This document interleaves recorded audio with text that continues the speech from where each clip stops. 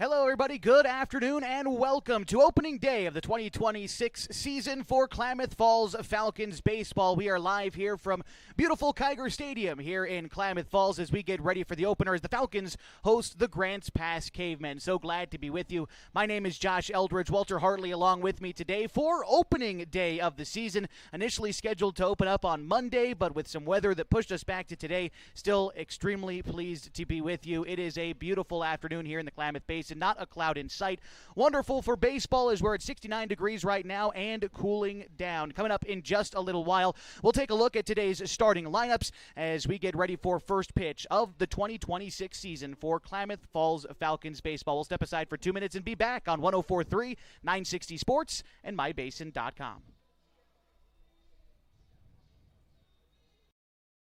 Looking for insurance from someone who truly understands rural Klamath? Meet Gabby Haskins, a licensed agent for Country Financial, born and raised in Merrill, with deep roots in agriculture and the local way of life. Whether you're protecting your family farm, homes, vehicles, businesses, Gabby's here to help. She offers trusted, personalized insurance for farm, life, home, auto, commercial, and retirement needs at Gary Sheen's Country Financial office in Merrill. Stop by today and see why Merrill residents trust one of their own. Country Financial, here to help you experience more in Merrill. Come on in. Hey, I'm Jason with Elevate Physical Therapy, Fitness, and Performance, and just a little bit about us. So we started in March of 2020, opened right before COVID hit. It's been a wild ride. So one of the things I'm super passionate about is this idea of being guides or think about like a map and compass. If you think about our job as physical therapists is to take a person who's had an injury and help them kind of go from point A to point B. And everybody's journey is different. It's never a straight line. It's nice to have someone that's been there, that's walked that path before many times. And so we see it as our honor and privilege to be able to walk with patients through those little steps along the way of getting back to doing the things they love. So to get a hold of us at Elevate, you can call our number at 541-887-2030. Check out our website, elevateptfp.com. Or check us out on Instagram, shoot us a message. Over the last year, you've heard and seen the advertisement for God's Gifts 2, a local photographer who travels to high school sporting events and takes individual and team action photos at a great price. Something you may not know, though, is that the money from God's Gifts Photography supports 6 children in Kenya who Annalisa has met on mission trips. If you'd like to capture your athlete in action and help support these kids, call 541-281-2206. Search God's Gifts 2 on Facebook. Josh Eldridge and Walter Hartley back with you live from beautiful Kiger Stadium, getting ready for opening day of the 2026 seasons for the Klamath Falls Falcons as we host the Grants Pass Cavemen. Let's get ready to introduce you today's starting lineups, and we'll start with our visitors today. Leading off, the Cavemen pitcher, Cam Holland, followed by the shortstop, Eric Pesqueda is batting second. Nathan Bassett is the catcher, hitting third. Number 10, the first baseman, Ryan Glenn, bats fourth, followed by Cruz Carnes at third base, hitting fifth. Batting sixth is Easton Schmidt at second base. The left fielder, Nevin Diotti, bats seventh. Ryan Stewart is the designated hitter. He bats eighth. And batting ninth is Ryan Tadivi in center field. And they are going up against a Falcons order that goes like this. Leading off for Klamath Falls is Carson Sims, the shortstop. Second baseman Colin Tacchini bats second. Jacoby Tacchini, the catcher, bats third, followed by Ian Meyer, the third baseman, batting cleanup. Corbin Hamilton's hitting fifth at first base today, followed by P.J. Safford, the designated hitter. Trustin Thomas is in right field today. He bats seventh, followed by Chase Barrett in left field, and Harley Hoblet in center field. Bats ninth today for the Falcons, our starting lineups today. We are just about ready for first pitch this afternoon from beautiful Kiger Stadium, but first, we're going to step aside as our athletes on the field read the American Legion Creed and Code of Conduct, and we get ready for the national anthem. But when we come back, it's time for summer baseball from Klamath Falls. That's coming up in just a bit on 104.3, 960 Sports, and mybasin.com. What are your goals? To get stronger, move better, feel healthier? Whatever you are aiming for, Harbor Isles is here to help you. They have brand new cardio and strength equipment. Harbor Isles offers indoor tennis courts, 4 indoor pickleball courts, energizing group classes, expert personal trainers, and a friendly, knowledgeable staff ready to guide you every step of the way. No matter what your goals are, Harbor Isles has everything you need to reach those goals. Stop by and see the difference for yourself. Harbor Isles, lose those reins and get your gains.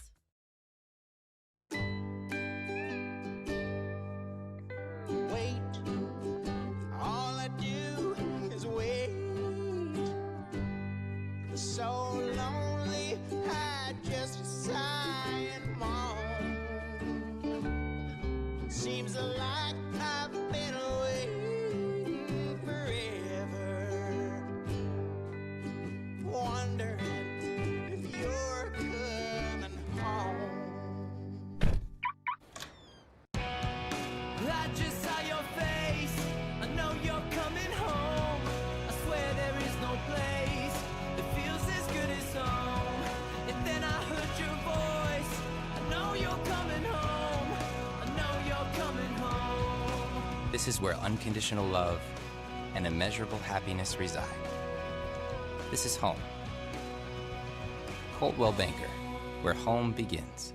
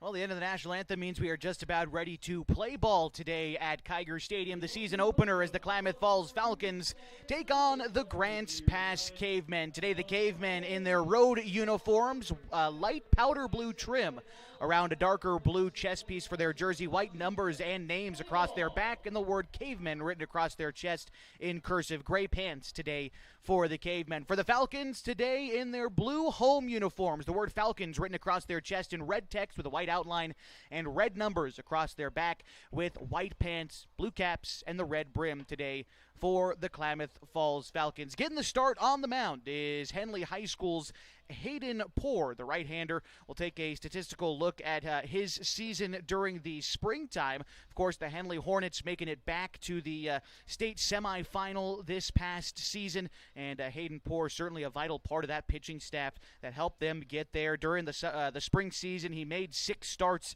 pitched 32 innings, 12 games overall on the season for Hayden. He finished with an unblemished 4-0 record.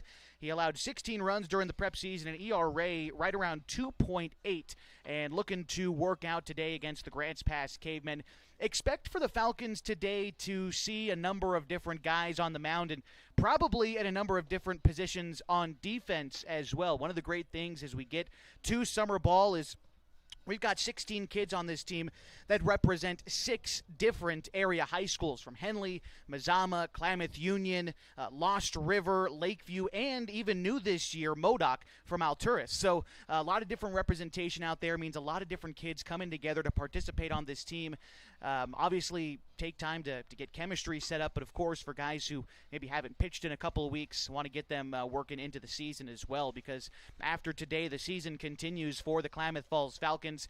On Friday this week, we're going to be in Central Point taking on the Crater Comets, and then on Saturday, a road trip up to Redmond as well. The Falcons actually don't return home until June 22nd. A home game that was initially scheduled to be the season opener against North Medford was moved to the 22nd, and so that's the next home game after tonight. It's going to be quite a long road trip, so it'll be good to get the juices flowing here at home in front of a quality home crowd. It is Little League night tonight here at Kiger Stadium, so the crowd hopefully packed full of kids. Hard to see from our vantage point just exactly on top of the grandstand at Kiger Stadium, but it is a wonderful day for baseball as we get ready for our leadoff hitter, Cam Holland, to step in.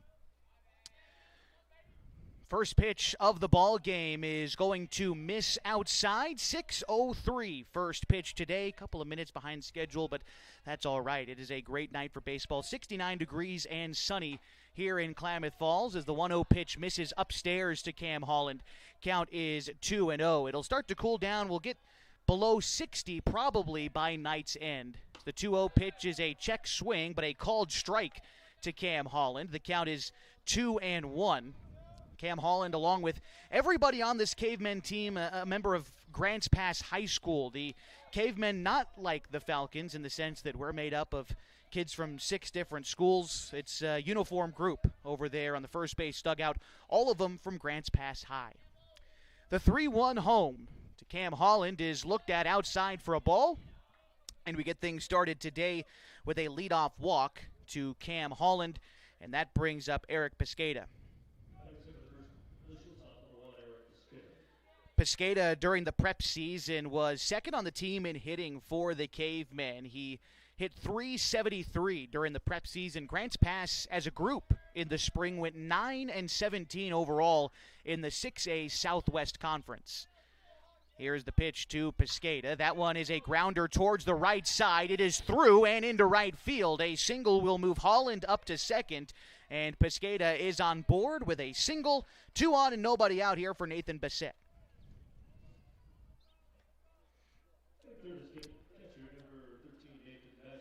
Nathan Bassett is a .257 hitter from during the springtime with Grants Pass. Bassett, recent graduate of Grants Pass High School. In fact, one of 2 players to have graduated in 2026 for this Cavemen ball club. First pitch on the way to Bassett is going to be an off-speed pitch from Hayden Poor in there for strike 1. Nobody out, top of the first inning. Cam Holland aboard at second. Eric Pesqueda aboard at first. It's a single 9-inning affair tonight from Kiger Stadium, opposed to the typical 7-inning doubleheaders that we play during the league season. But a full 9-inning contest here tonight as the off-speed pitch got Bassett out in front, and Poor is ahead 0-2 against the Caveman catcher. Ryan Glenn is the first baseman, and he is on deck. Back in the box is where Bassett stations himself ahead of the 0-2 pitch from Hayden Poor. That one's going to miss upstairs. Count is 1-2. Jacoby Tacchini with the catching duties today for the Falcons. We'll introduce you to the starting defense here in just a moment. Modest lead off a second for Holland, not much to speak of. Sims, the shortstop, trying to keep him close, but returns home ahead of the 1-2 pitch. It's a grounder off to the left side and winds up foul. Ian Meyer, the third baseman, gives chase. He's accompanied again on the left side of the infield by Carson Sims. Colin Tacchini is the starting second baseman, followed by Corbin Hamilton at first. In the outfield from left to right, it's Chase Barrett, Harley Hoblet, and Trustin Thomas. Ball and 2 strikes, the count to Nathan Bassett.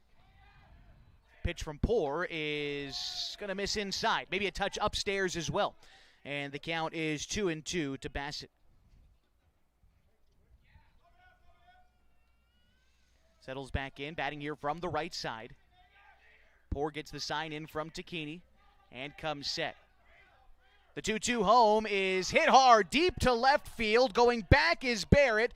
That one is gone over the left center field fence. And a 3-run homer in the top of the first inning gives the Grants Pass Cavemen a lead. That one was absolutely blasted to one of the deepest parts of the field, right over the Case Plumbing sign, 385 to left center field, and that was an absolute bomb to give the Cavemen a 3-run lead, bringing up Ryan Glenn.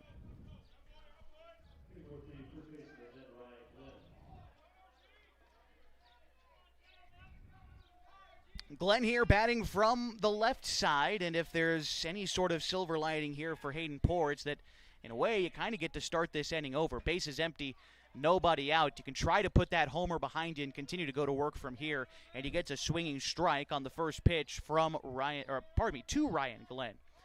Poor back to working out of the windup. Goes inside with the fastball. Gets another swing and a miss from Ryan Glenn. The count is 0-2. For Bassett, that was one of his first homers of the season as Glenn takes a look at strike 3, looking first out in the first inning. Bassett didn't hit a single home run in the spring season, but here leaving the yard on one of his first at-bats of the summer season. Grants Pass does come in with a 1-1 record on the season, so not his first at-bat of the summer, but still off to a good start for Nathan Bassett as Cruz Carnes gets ready to step in now for the Cavemen. Gets ahead 1-0 against Hayden Poor. Now swings and misses at the next pitch, and the count is even. Easton Schmidt waits on deck for the Cavemen. Here's the 1-1 pitch from Hayden Poor. It is soft speed, swung on and missed on the outside, and the count is a ball and 2 strikes. 1 out, top of the first inning, a 3-0 ball game. Here's the pitch from Hayden Poor. Gets the swinging strike 3. It's in the dirt, but Tacchini pops out and throws down to Hamilton. Drop third strike is secured, and there are 2 gone in the first inning. So now it's Easton Schmidt getting ready to step in now, the second baseman today for the Cavemen. During the spring season, Schmidt wasn't even on the varsity squad. In fact, I believe, class of 2030, he is going to be a freshman this year. Hadn't even made it to high school yet. That's not unfamiliar territory at this level of Legion baseball. We've seen a couple of Falcons players do the same thing, elevate after their 8th grade season to get ready for high school ball. And, well, I mean, there's nothing like playing against guys that are, theoretically on paper better than you or more experienced than you. It's the only way to get better. And Schmidt right here, even in the count, 1-1, except a swinging strike 2 will put him behind of Henley's Hayden Poor.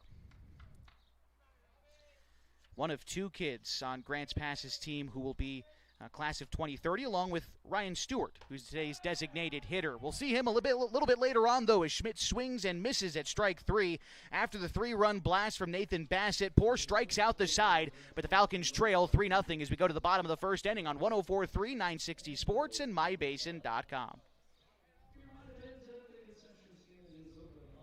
What are your goals? To get stronger, move better, feel healthier? Whatever you are aiming for, Harbor Isles is here to help you. They have brand new cardio and strength equipment. Harbor Isles offers indoor tennis courts, 4 indoor pickleball courts, energizing group classes, expert personal trainers, and a friendly, knowledgeable staff ready to guide you every step of the way. No matter what your goals are, Harbor Isles has everything you need to reach those goals. Stop by and see the difference for yourself. Harbor Isles, lose those reins and get your gains. Over the last year, you've heard and seen the advertisement for God's Gifts 2, a local photographer who travels to high school sporting events and takes individual and team action photos at a great price. Something you may not know, though, is that the money from God's Gifts Photography supports 6 children in Kenya who Annalisa has met on mission trips. If you'd like to capture your athlete in action and help support these kids, call 541-281-2206. Search God's Gifts 2 on Facebook.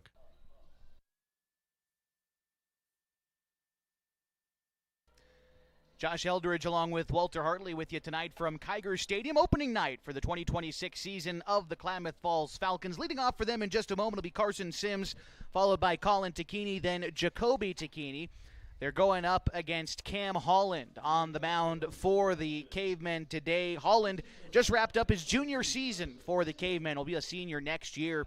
He led the team during the spring season in innings pitched and games started. Made 9 starting appearances this year and an ERA of 3.1 for the Cavemen during the spring. And again, getting things going against a Falcons order that's needing runs early. Down 3-0 after the top of the first inning. Carson Sims is going to take a look at ball 1 as that pitch missed below his knees. Sims, a member of the Henley Hornets baseball team that made the state semifinal this past spring, as he takes a look at strike 1. The count is even. Sims mostly played second base during the spring season, but here for the Falcons has migrated over to shortstop, despite having won all-conference and all-state honors at the other middle infield position. Although his skills can translate easily, he can play just about everywhere except for first base, if you ask him. And he pretty much has played everywhere except for first base. And maybe a lack of catching at the high school level, but certainly did it during Little League as he bounces one over the first base side. And the tag is not applied. Now they get him.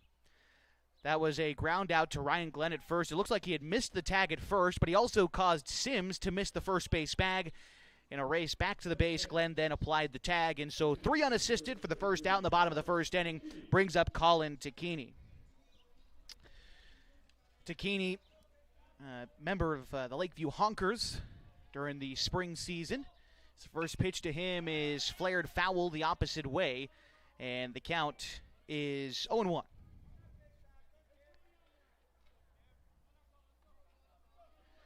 Lakeview, a 3A team, member of the Southern Oregon Conference, went 15-9 this season. Here's the pitch to Takini. The 0-1 is hit foul the opposite way, and he falls behind 0-2. Lakeview would make the second round of the playoffs, and they would wind up losing to Warrenton 2-1 to end their season, but finished ranked 12th in the 3A OSAA rankings. Takini, the only member of the Honkers on this Falcons team, as he awaits the 0-2, drives one in the air to right field. Snodgrass barely having to move out there, gets underneath it and tucks it away for the second out in the first inning, and here comes Jacoby Tacchini.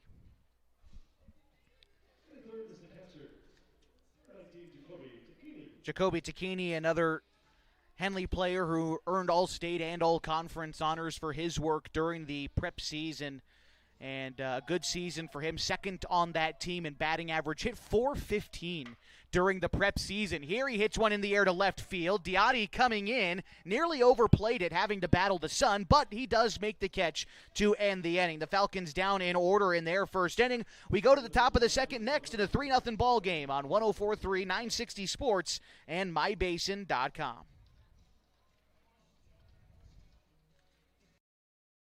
Hi, I'm Jill with Klamath Falls Honda. If you live in Southern Oregon, you know the weather can keep you guessing. 1 minute it can be sunny, and the next, something like this. That's why vehicles like the Honda Ridgeline just make sense. With available all-wheel drive and the capability to handle whatever rolls in, you're ready for it. And customers like Rob are ready too. Couldn't have picked a better day.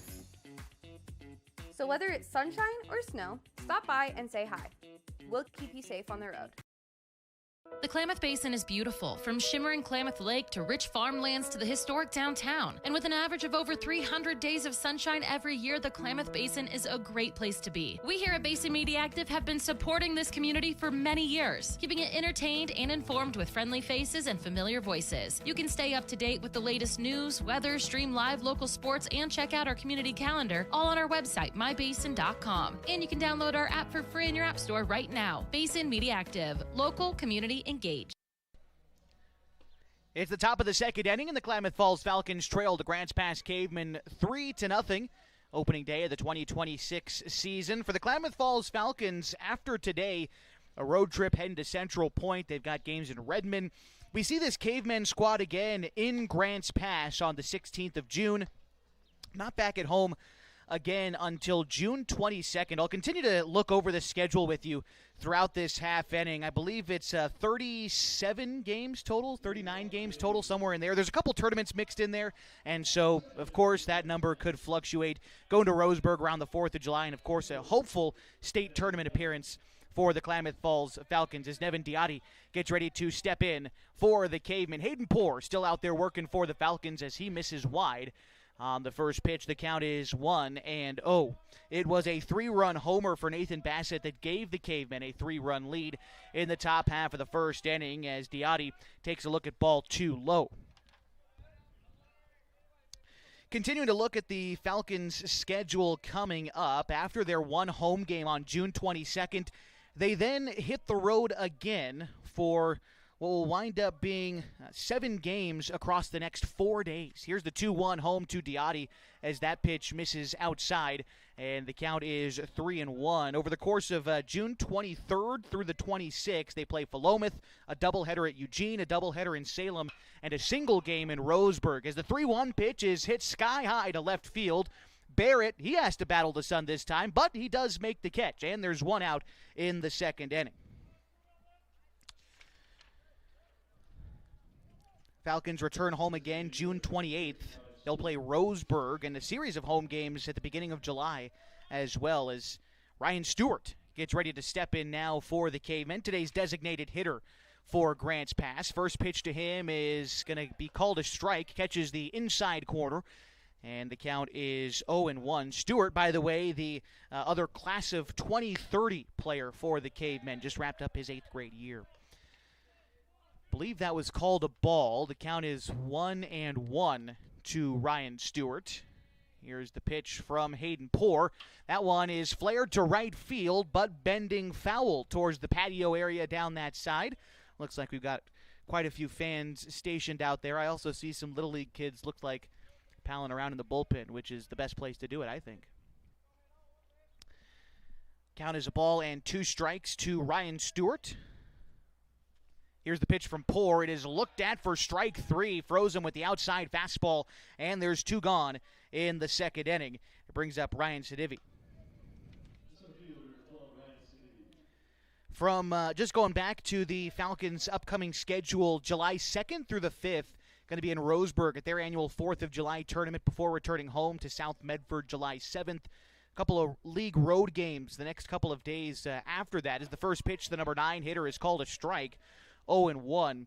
The Falcons closed the regular season on July 19th, a home doubleheader against Central Point, as the 0-1 pitch is swung on and missed, 0-2.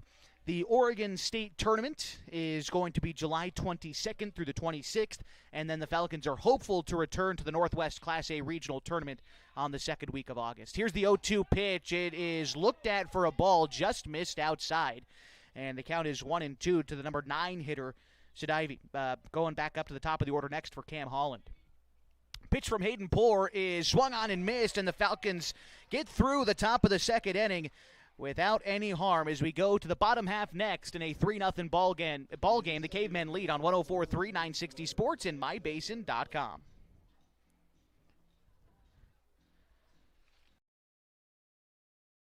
What are the best words you can hear tonight?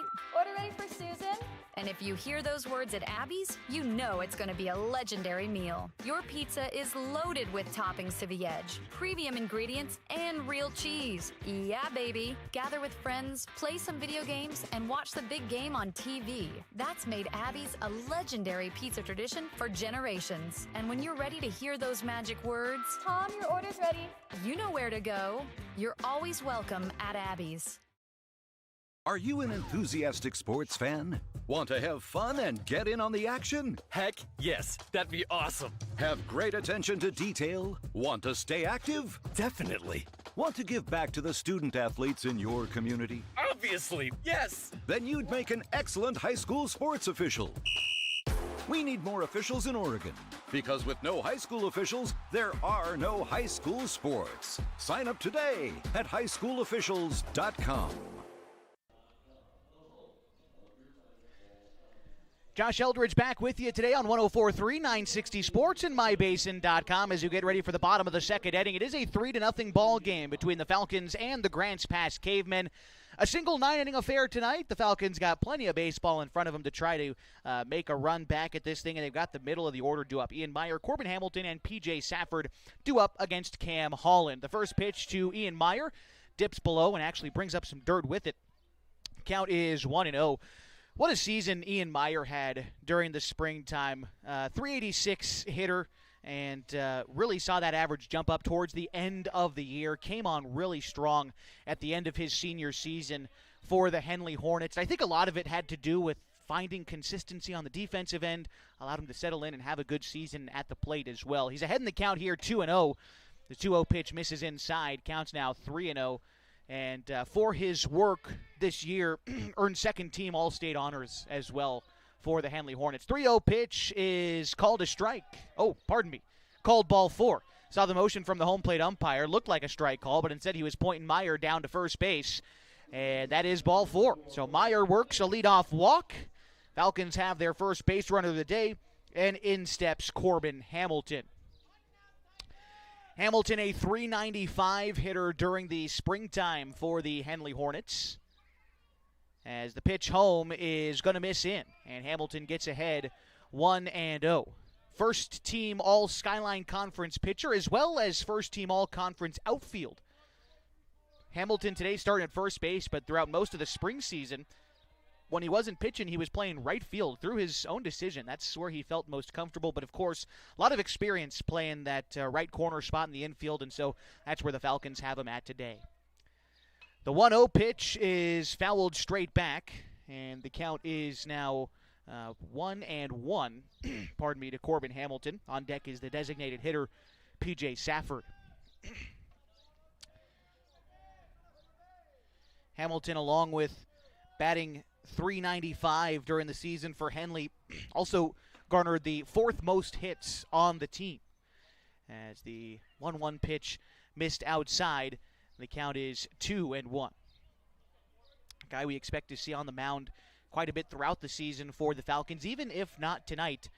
Probably expect him to work against Central Point later on in the week for the league opener, which again for the Falcons is coming up on Friday. We'll be live from Central Point at 5:30 for a doubleheader against the Comets.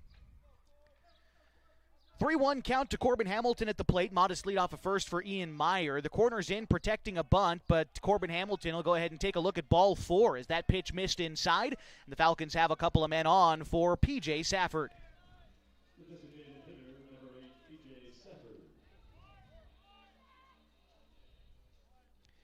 P.J. Safford, a member of the Klamath Union Pelicans during the prep season, the only Pelican player to make the jump to the Falcons. Safford led that team in a number of statistical categories during the prep season as he bats here with 2 men on and nobody out. Looking to lay down a bunt and does so well down the third base side. Holland comes off the hill, but he can't play it. A beautiful bunt from P.J. Safford loads the bases for Trustin Thomas.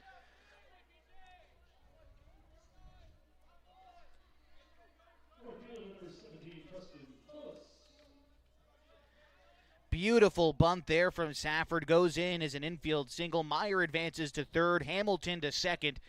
And you couldn't have placed that bunt any better if you tried. It just rolled right between third base and the pitcher's mound. Holland tried to come off the hill to grab it, but no play to be made. And here's Trustin Thomas. First pitch to him is looked at for strike 1. Just around the knees on the inside corner. Thomas from Modoc High School in Alturas, California. First Modoc player we've had in quite some time for the Falcons as he flares one off to the right side. Although not unusual in the team's history to field players from over the state line in California. It's just been some time since we've had it. When the program had kind of shrunk a little bit in the years surrounding the COVID pandemic and is now kind of making its resurgence and, well, crossing state lines for the first time in, I think, that amount of time.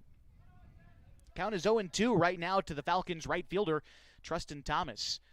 Holland kicks and delivers. That pitch misses outside, a touch low as well. The count is a ball and 2 strikes. Chase Barrett is on deck for the Falcons. Bases are loaded, bottom of the second inning. The Falcons trail 3-0. Set on the hill is Holland. And the pitch to Thomas is looked at for strike 3. Down looking. There's now 1 out in the inning to bring up Chase Barrett.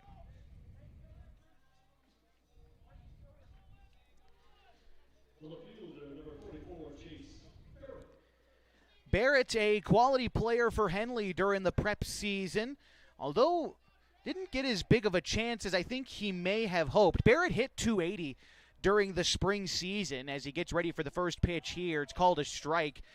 Started a lot of the first half of the season for Henley in those corner outfield spots, left field, right field. But as the season went on, Chase Barrett seemingly faded a little bit from the lineup. They still used him during spots like pinch hitting and pinch running and things of that nature. But Barrett saw his playing time shrink a little bit during the prep season. So good to see him in the starting lineup today. He's just a hard-nosed player out there in the right-handed batter's box. Right now down 0-2 against Cam Holland. And here is the pitch from the Grants Pass right-hander. Takes a deep breath and delivers. And a swing and a miss. Chase Barrett down on 3 straight strikes. And after loading the bases, back-to-back Falcons a strikeout. And so now it's up to Harley Hoblet, needing a base hit, trying not to squander this early opportunity at runs. Harley Hoblet, class of 2029 out at Henley High School. Not a guy who got a ton of playing time during the prep season, save for a couple of non-league starts and a lot of pinch running appearances, but good to see him again getting the nod in the lineup today. A multi-sport athlete at Henley High School as well, as that pitch misses low and outside, gets ahead 1-0. Unsure if he does anything during the fall season, although he is a member of the Henley basketball team in the winter.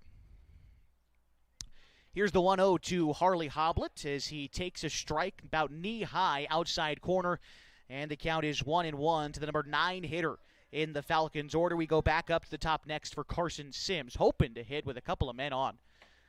The 1-1 misses low and away. The count is 2-1. Bassett behind the plate might have been looking for a little clarification on that miss, although I think it was certainly low. Working out of the windup is Cam Holland, and the 2-1.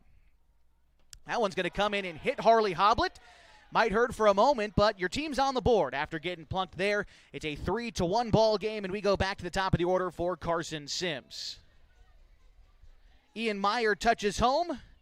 Hamilton moves to third. P.J. Safford to second. Harley Hoblet aboard at first, and Again, in steps Carson Sims. Sims 0 for 1 in this ball game, grounded out to first base to lead off the game, but a chance here with the tying run in scoring position and the go-ahead run at first. Sims will take a look at ball one, misses maybe a touch high, but definitely outside as Sims gets ahead 1-0. Holland still able to work out of the windup with the bases loaded. The pitch to Sims, flared out to shallow right field. Could be tough to get to. Schmidt, the second baseman, is the one who backs up and makes the catch, and that will end the inning. The Falcons get a run as Hoblet was hit by a pitch with the bases loaded, but the Falcons leave the bases loaded in the second, and they trail 3-1 as we go to the third next on 104.3, 960 Sports, and MyBasin.com.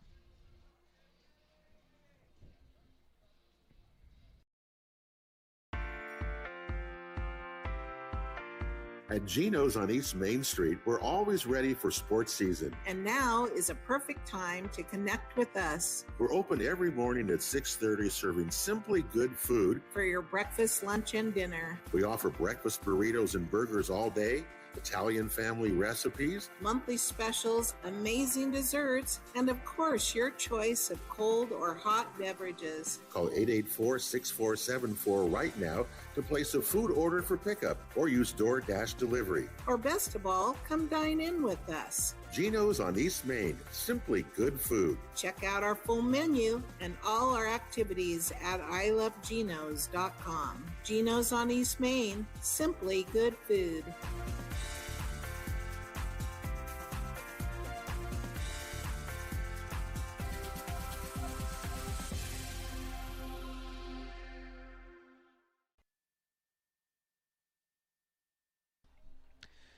Josh Eldridge back with you for the top of the third inning as the Klamath Falls Falcons lead the Grants Pass Cavemen a score of 3-1.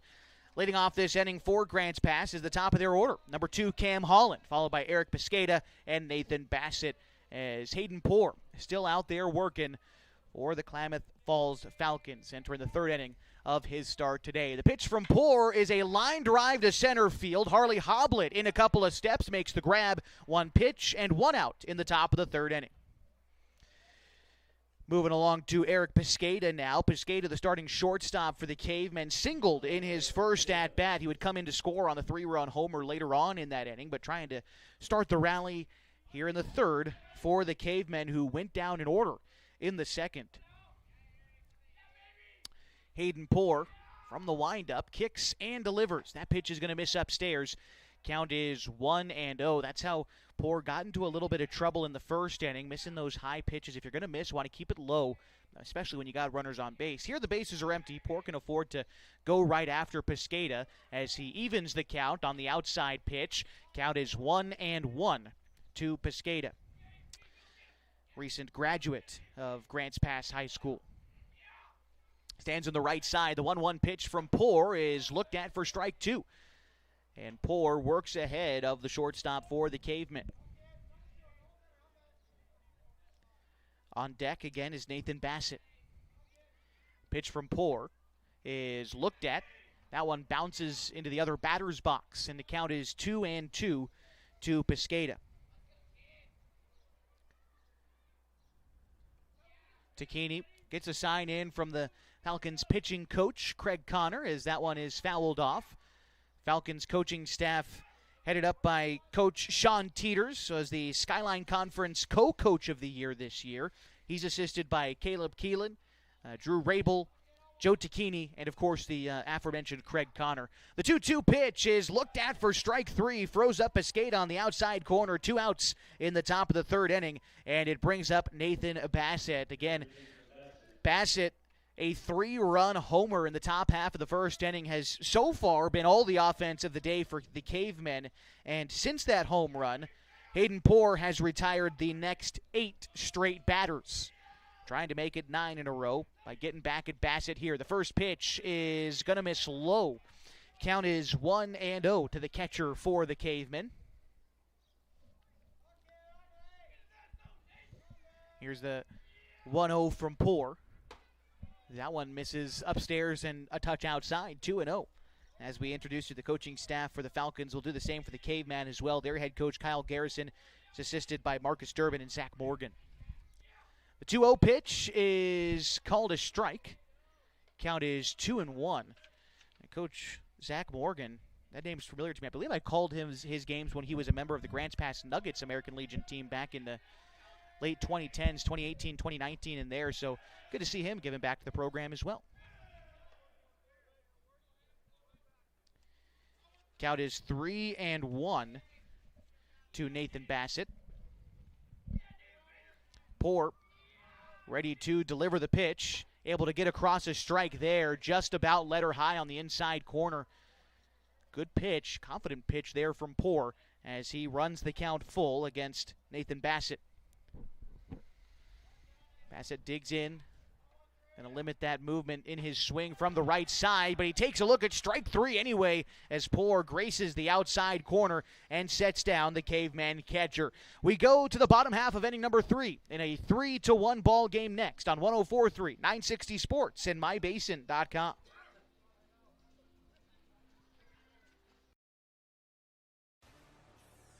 Come on in. Hey, I'm Jason with Elevate Physical Therapy, Fitness, and Performance, and just a little bit about us. So we started in March of 2020, opened right before COVID hit. It's been a wild ride. So one of the things I'm super passionate about is this idea of being guides or think about like a map and compass. If you think about our job as physical therapists is to take a person who's had an injury and help them kind of go from point A to point B. And everybody's journey is different. It's never a straight line. It's nice to have someone that's been there, that's walked that path before many times. And so we see it as our honor and privilege to be able to walk with patients through those little steps along the way of getting back to doing the things they love. So to get a hold of us at Elevate, you can call our number at 541-887-2030. Check out our website, elevateptfp.com. Or check us out on Instagram, shoot us a message.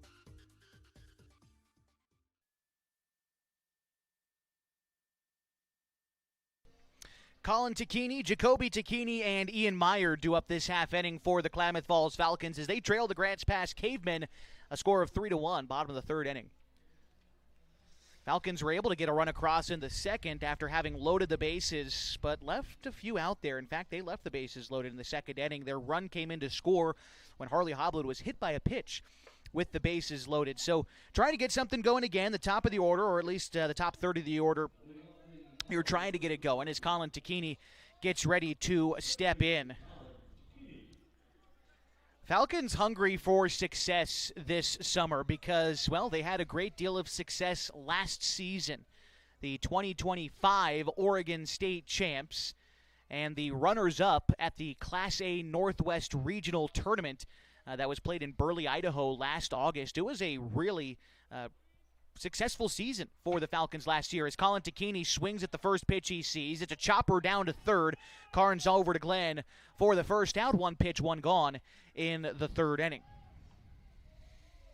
In steps Jacoby Tacchini. Not only did the Falcons win the Oregon State Championship last year and were runners-up at the Northwest Class A Regional Tournament, they also won a tournament in Wasilla, Alaska, as well as runners-up at a tournament in Anchorage, Alaska last summer as well. As the first pitch to Jacoby Tacchini is going to miss inside, maybe a touch low as he gets ahead 1-0. So a well-traveled team last year that experienced a lot of winning and looking to do more of that this season. The 1-0 pitch is fouled back, count even 1-1 to Jacoby Tacchini. I believe 9 players making a return from last year's team for the Falcons, and again, quite a few new faces. Jacoby Tacchini, of course, one of the returners. He caught all but 2 games last year for the Falcons, and, catching game number 1 here in 2026. Here's the 1-1 pitch. That's a chopper again. Another chance for Carnes at third. Fields it cleanly. Strong throw across the diamond. 2 outs in the third. In steps Ian Meyer for the Falcons, the starting third baseman today. He walked and scored the only run of the ball game so far for the Falcons. That came last inning in the second.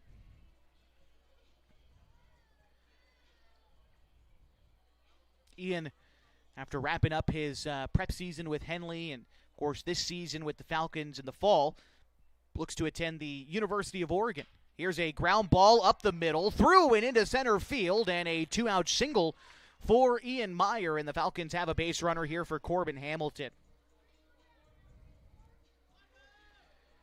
Hamilton also walked back in the second inning. He was the runner who was left stranded at third base.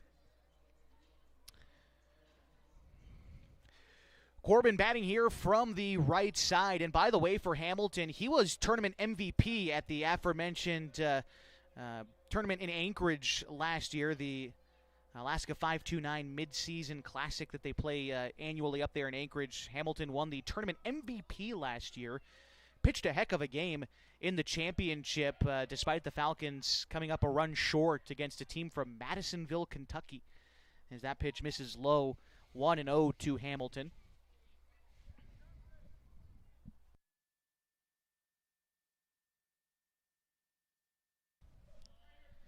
Count is 1-0 to Corbin Hamilton as that pitch misses in the dirt. A good job by Bassett to get down and block that one in. Disallow Meyer to advance to second base by getting dirty to block that one. The count is 2-0. Quite a bit of backstop here at Kiger Stadium, but the wooden backstop makes those balls bounce back sometimes, but again, Bassett just avoided it from even getting that far, so good hard work behind the dish there. The 2-0 pitch also misses outside, 3-0.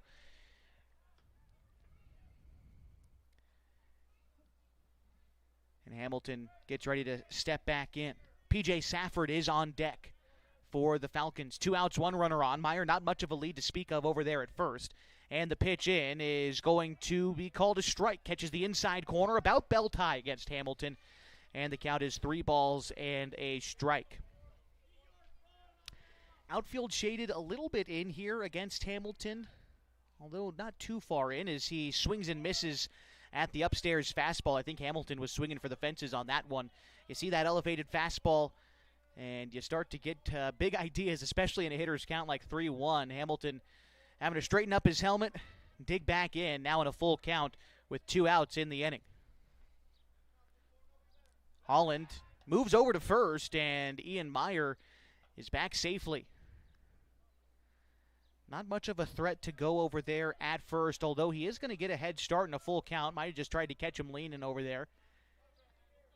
Meyer's on the move. The 3-2 pitch is in the dirt, and Corbin Hamilton will walk, bringing up P.J. Safford. Bats here with the tying run aboard at first. Safford represents the go-ahead run here in the third inning. Safford was able to lay down a bunt in the second inning and get aboard that way. It was a beautiful bunt right between third base and the pitcher's mound. Although here, that's not an option. He's going to try to get a base hit, drive in a run with 2 outs in the bottom of the third. His team trails 3-1. He takes a look at a pitch that misses off the plate, and the count is 1-0 to P.J. Safford, listed as the designated hitter today. Makes me think we'll see him on the mound later tonight, although hard to speculate exactly. Holland takes a look at the runner at second before delivering home. A chopper down the first base side is going to be misplayed by Holland, the pitcher.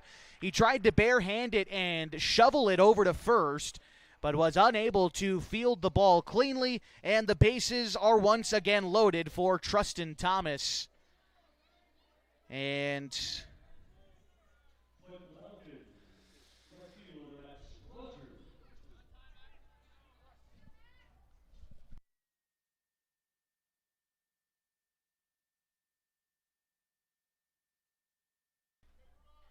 Safford reaching on the error. Trustin Thomas will have to wait a moment. Did we balk? Oh, I think the pitcher balked, and so a run's going to score. In now is Ian Meyer. The Falcons trail 3-2. Corbin Hamilton advances to third. P.J. Safford to second. And Trustin Thomas batting now with 2 men in scoring position and still 2 outs. Holland wanting to work out of the windup, and the pitch in is going to miss upstairs. Count is 1-0. I think I didn't quite see exactly what the motion was, but it must have been Holland trying to decide between throwing out of the stretch or throwing out of the windup. Maybe he didn't step off entirely before deciding which motion to take, and therefore earns a balk. Count is a ball and a strike to Trustin Thomas. He struck out back in the second inning, and you'll take a look at strike 2 here. A firm fastball just about belt high over the middle of the plate. And he falls behind a ball and 2 strikes. Thomas chokes up on the bat, keeps his hands a bit lower in a 2-strike count, and the pitch is swung on and missed. Pardon me, that wasn't Thomas. That was Max Rogers in the box there for the Falcons, and he is the strikeout casualty to end the 3rd inning. But the Falcons score a run on the balk, and they leave 2 stranded. It's a 3-2 ball game. The Falcons trail the Cavemen. Back with more next on MyBasin.com. There's something special about this place. It's more than the quiet mornings and the open skies. It's more than the scenery. It's the people. Around here, people still wave when you pass by. They check in when something's wrong. They show up when it matters. At Sage Credit Union, we're proud to live and work in a region that believes in each other. A place where neighbors lend a hand, small businesses thrive, and generosity runs deep. We believe that being part of a community means giving back to it, not just with dollars, but with time, effort, and heart. That's why our employees earn paid volunteer time. That's why you'll see us at food drives, fundraisers, and the local fair. We show up for our community. This isn't just where we work. This is where we live, where we give, and where we grow. Right here, in the coffee shop, at the fundraiser, and in our local branch. At Sage Credit Union, we've found our people. We'll see you around town.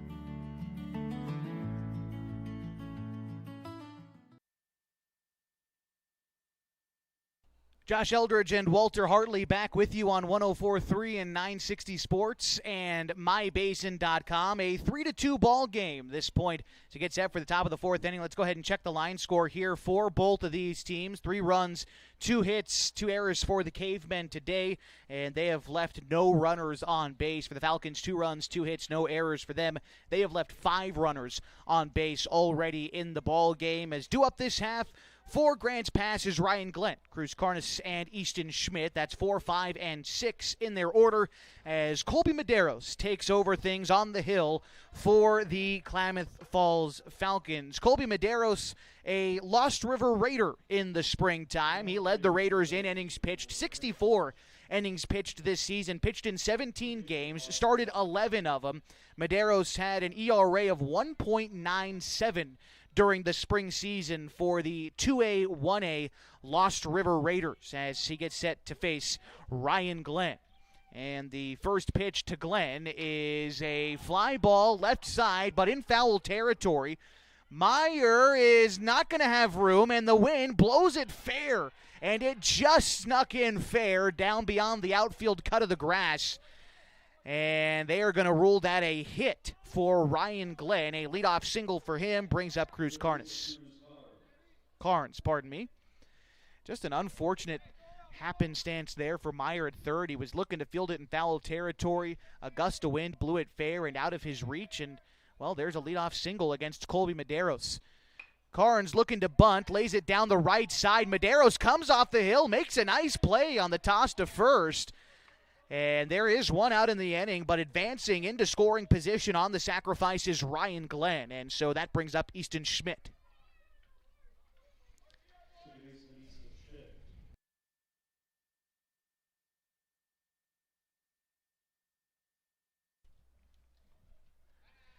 So this brings up Easton Schmidt once more as he struck out back in the first inning.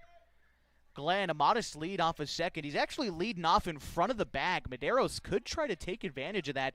Kind of an unorthodox lead out there in scoring position as the first pitch is going to miss outside to Easton Schmidt, and Medeiros falls behind 1-0. Colby, the right-hander from Lost River High School, helped the Raiders to a 2A, 1A Special District 6 League Championship this year. As he gets across a strike there, the count is 1-1. The Raiders finished 19-8 overall on the season. They were 14-1 in league play. They got a first-round bye in the playoffs, wound up losing 2-0 to Country Christian and North Clackamas Christian in the 2A, 1A playoffs. But still a good run for Lost River. And like I said, Medeiros, the ace of that staff out in Merrill. Good to see him here in the blue and red for his second straight season. He gets ahead of Easton Schmidt, a ball and 2 strikes, trying to set down the Caveman second baseman. The pitch in is swung on and missed. A big strikeout there to record the second out in the 4th inning, and it brings up Nevin Diotti. Diotti 0 for 1 today. He flew out in the second inning. he faces Medeiros here with a runner at second and 2 outs as Ryan Glenn takes a really short lead off the second base bag. The second baseman, Colin Tacchini, looking to keep him honest over there. As Medeiros comes set and motions home. The pitch is going to miss low, and it is 1-0. I believe in the outfield now for the Falcons is Mason Snell in left and Max Rogers in right. The Falcons have been kind of intermittently changing those two guys throughout the game. Here's a shot to left field. Diotti is going to hit that one off the base of the wall. 1 run is going to score, and a 2-out double for Nevin Diotti makes it a 4-2 ball game in the top half of the 4th inning.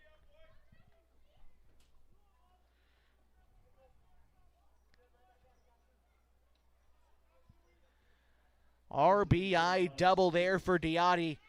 Brings up Ryan Stewart, the designated hitter for the Cavemen. Medeiros trying to keep that man out there stranded. Diotti takes a more standard lead off the second base bag as Medeiros pushes across ball 1. I think that one might have missed a bit upstairs there, maybe a touch outside. Count is 1-0 as Medeiros looks in, now having to work out of the stretch. Tacchini trying to keep the runner close at second. The pitch home is right down the middle and called strike 1. After the designated hitter Stewart, it's Sedivi on deck for the Cavemen.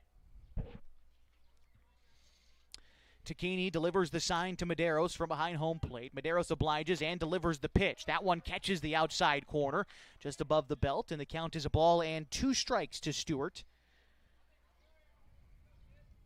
Already 2 outs in the inning. A 4-2 ball game, 1 run home this half for the Cavemen. The 1-2 pitch, off speed, got him looking. A beautiful bender there from Medeiros, sets down Stewart and leaves Diotti stranded at second. But the Cavemen do score 1 and lead by a pair. It's 4-2 as we go to the bottom half of the 4th next on mybasin.com.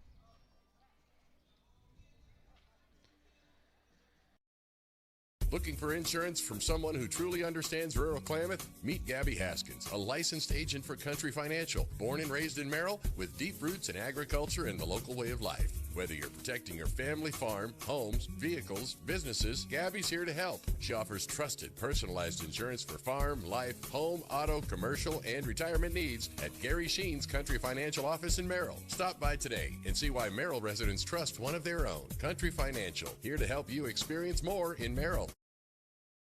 Introducing Smith Bates Marcom Solutions, your trusted partner in marketing and communication. We specialize in crafting compelling campaigns, eye-catching graphics, and impactful branding materials. Smith Bates is like working with dependable friends. They always help us build our professional image. Through the innovative strategies that the team at Smith Bates suggested, we've been able to give the brand at Calor the boost that it desperately needed. Unlock your potential with Smith Bates Marcom Solutions.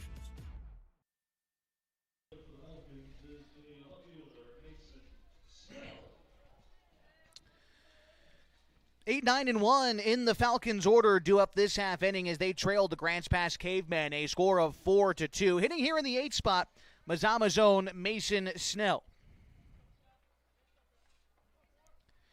Pitch in from Cam Holland is fouled off, and the count is 1-2. 0-1.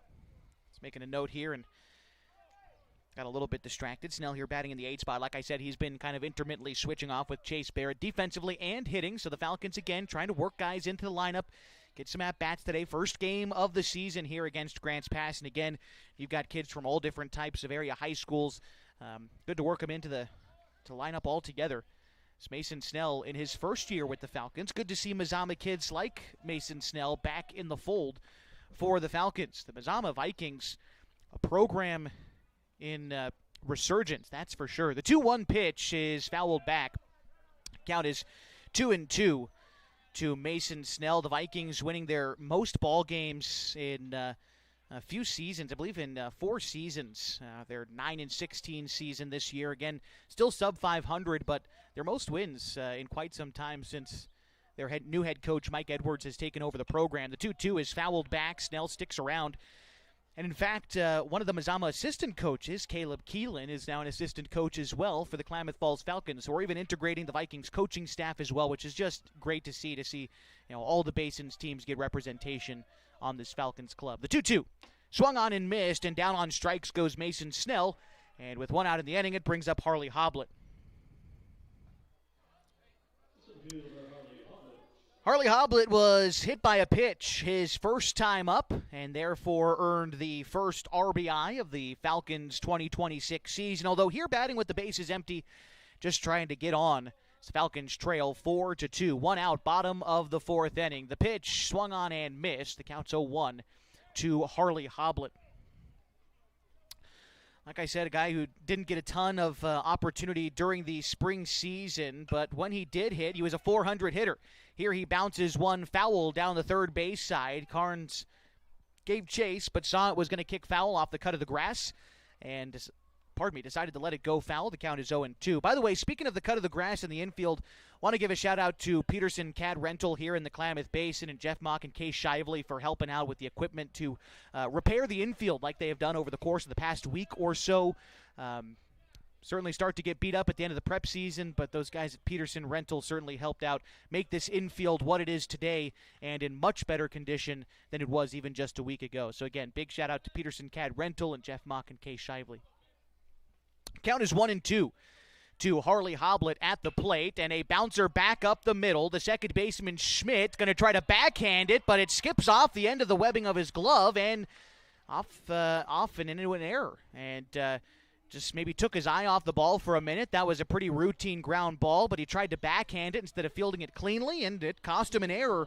Hoblet is aboard, and it brings up Carson Sims. Unforced mistake there. The Falcons need to make them pay for it here in the fourth inning. Again, they've already left 5 runners on base in the first 3 innings and change, so imperative to start getting some of these across. Here's Carson Sims, but first a move over to the first base bag, and Hoblet dives back safely. Sims today is 0 for 2, a ground out and a fly out on the ledger for him. First time. Let's scratch that. He did have a couple of runners on last time he hit as well, as that pitch is going to miss inside, and the count is 1-0. That pitch having to make Sims get out of the way, scooting back out of the right-handed batter's box. Feet wide, not a lot of motion in the swing for Sims.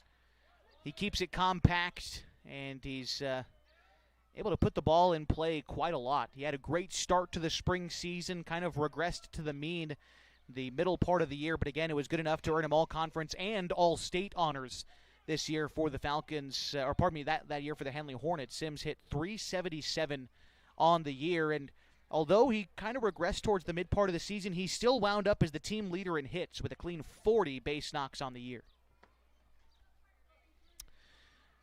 Sims even in the count, a ball and a strike. Here's the pitch in. And that one misses outside. The count is 2-1 to Carson, with Colin Takini waiting on deck. Carson, another one of those guys who a multi-sport athlete for his high school and also plays basketball for the Hornets. The 2-1. That is going to miss. Count is 3-1. Hard to see exactly where that one missed. Maybe up, maybe inside, but a borderline pitch goes the way of Carson Sims. And now in a definite hitter's count, 3 balls and a strike. Runner on first, 1 out as his team trails by a pair. Sims rips one foul. Look out. All the Falcons having to get in the way of that one. They might want to get back in the dugout, guys. There's a couple of them hanging out outside, but yep. There's the umpire saying, all right, you've had your fun. Time to get back in the dugout, which I think after that foul ball is fair. Got to return some baseballs to the home plate umpire as well, and it looks like we're just about ready to resume the ball game. 3 balls, 2 strikes, the count to Carson Sims. 1 out, bottom of the fourth inning. Runner aboard at first is Harley Hoblet, and the Falcons trail 4-2. Sims digs in, widens out in that 2-strike stance, and the 3-2 is a check swing. Sims watches that one miss up by his eyes and works a walk to put Hoblet into scoring position for Colin Takini.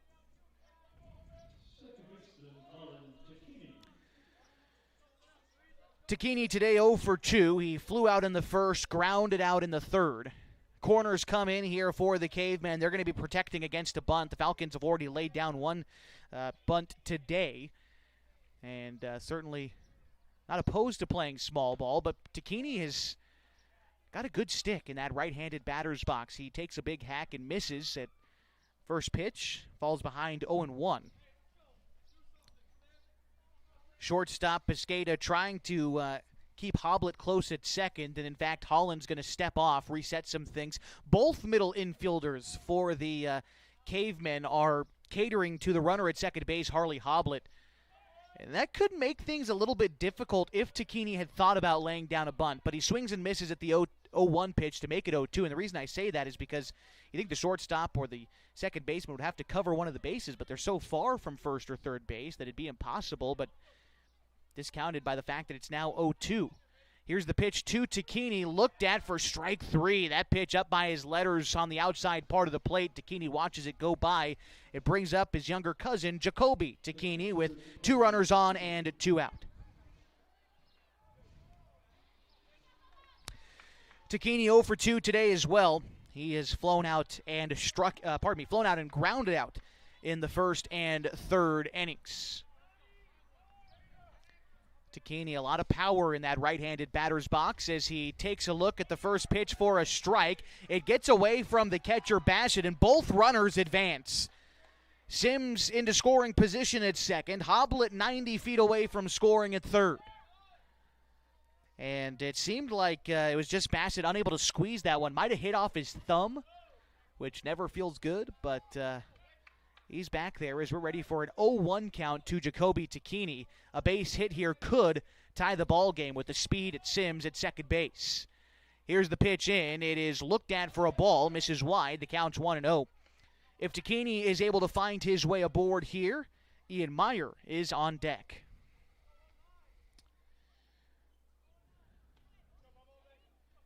Set on the hill is Holland, ready to deliver to Takini. High leg kick, and he delivers. That pitch is going to miss off the plate outside. Maybe a touch up as well. Count is 2-1 to the Falcons catcher. Trying to come through in a big spot in the first game of the season for his Falcons. Down 4-2, bottom of the fourth inning. Holland takes a look at Hoblet at third before delivering the pitch. Takini fouls it off the inside part of his bat, and the count is now 2-2. Didn't sound particularly good coming off the bat either. Might have retired that baseball. But regardless, we get a new one out there, and Takini digs back in, but now with 2 strikes on him. Holland has been good in these spots today, trying to find one more here. The 2-2 on the way to Takini as Holland delivers. It is swung on and missed, and that will retire the side. The Falcons get a pair in scoring position, but they leave them there as they trail by 2, going to the top of the 5th inning on 104.3, 960 Sports, and MyBasin.com. What are your goals? To get stronger, move better, feel healthier? Whatever you are aiming for, Harbor Isles is here to help you. They have brand new cardio and strength equipment. Harbor Isles offers indoor tennis courts, 4 indoor pickleball courts, energizing group classes, expert personal trainers, and a friendly, knowledgeable staff ready to guide you every step of the way. No matter what your goals are, Harbor Isles has everything you need to reach those goals. Stop by and see the difference for yourself. Harbor Isles, lose those reins and get your gains. Over the last year, you've heard and seen the advertisement for God's Gifts 2, a local photographer who travels to high school sporting events and takes individual and team action photos at a great price. Something you may not know, though, is that the money from God's Gifts Photography supports 6 children in Kenya who Annalisa has met on mission trips. If you'd like to capture your athlete in action and help support these kids, call 541-281-2206. Search God's Gifts 2 on Facebook.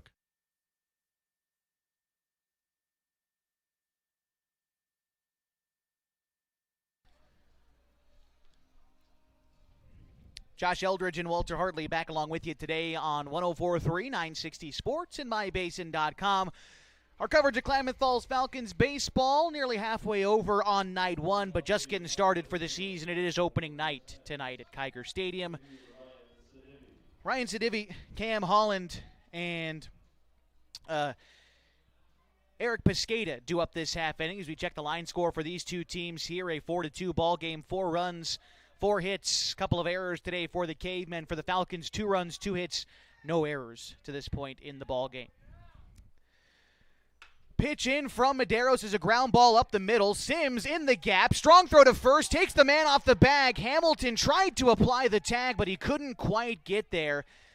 And that'll be, I believe, an infield single for Ryan Sidivi to lead off the 5th inning. That was a tough ball to get to for Sims, and that throw just took Hamilton off the bag. But it's a tough play to make, and so we'll give Sidivi the base hit, and it goes back to the top of the order for Cam Holland.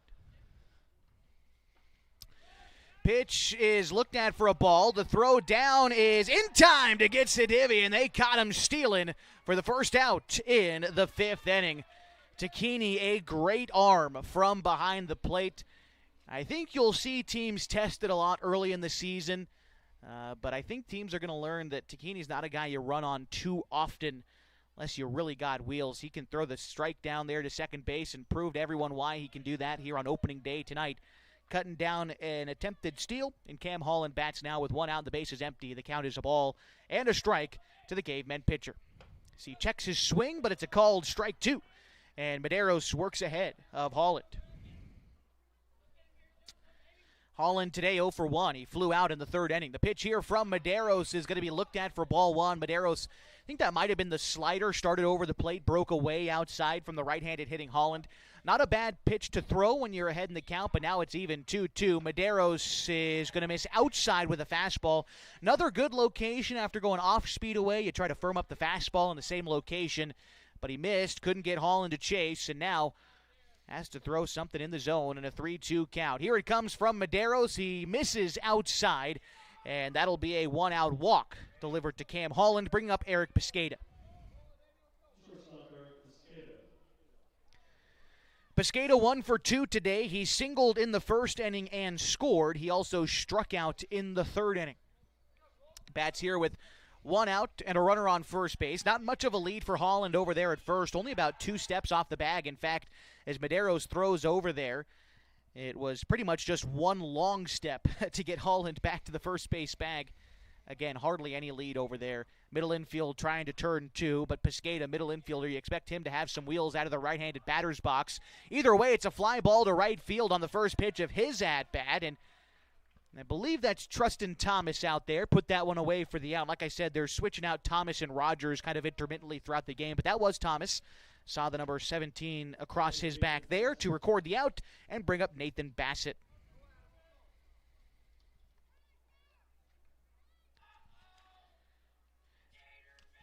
Bassett 1 for 2 today. He struck out his last time up, but hit a 3-run home run in the 1st inning that gave the Cavemen at the time a 3-0 lead as Coach Craig Connor makes his way out of the dugout, chatting things over with his infield and the pitching staff.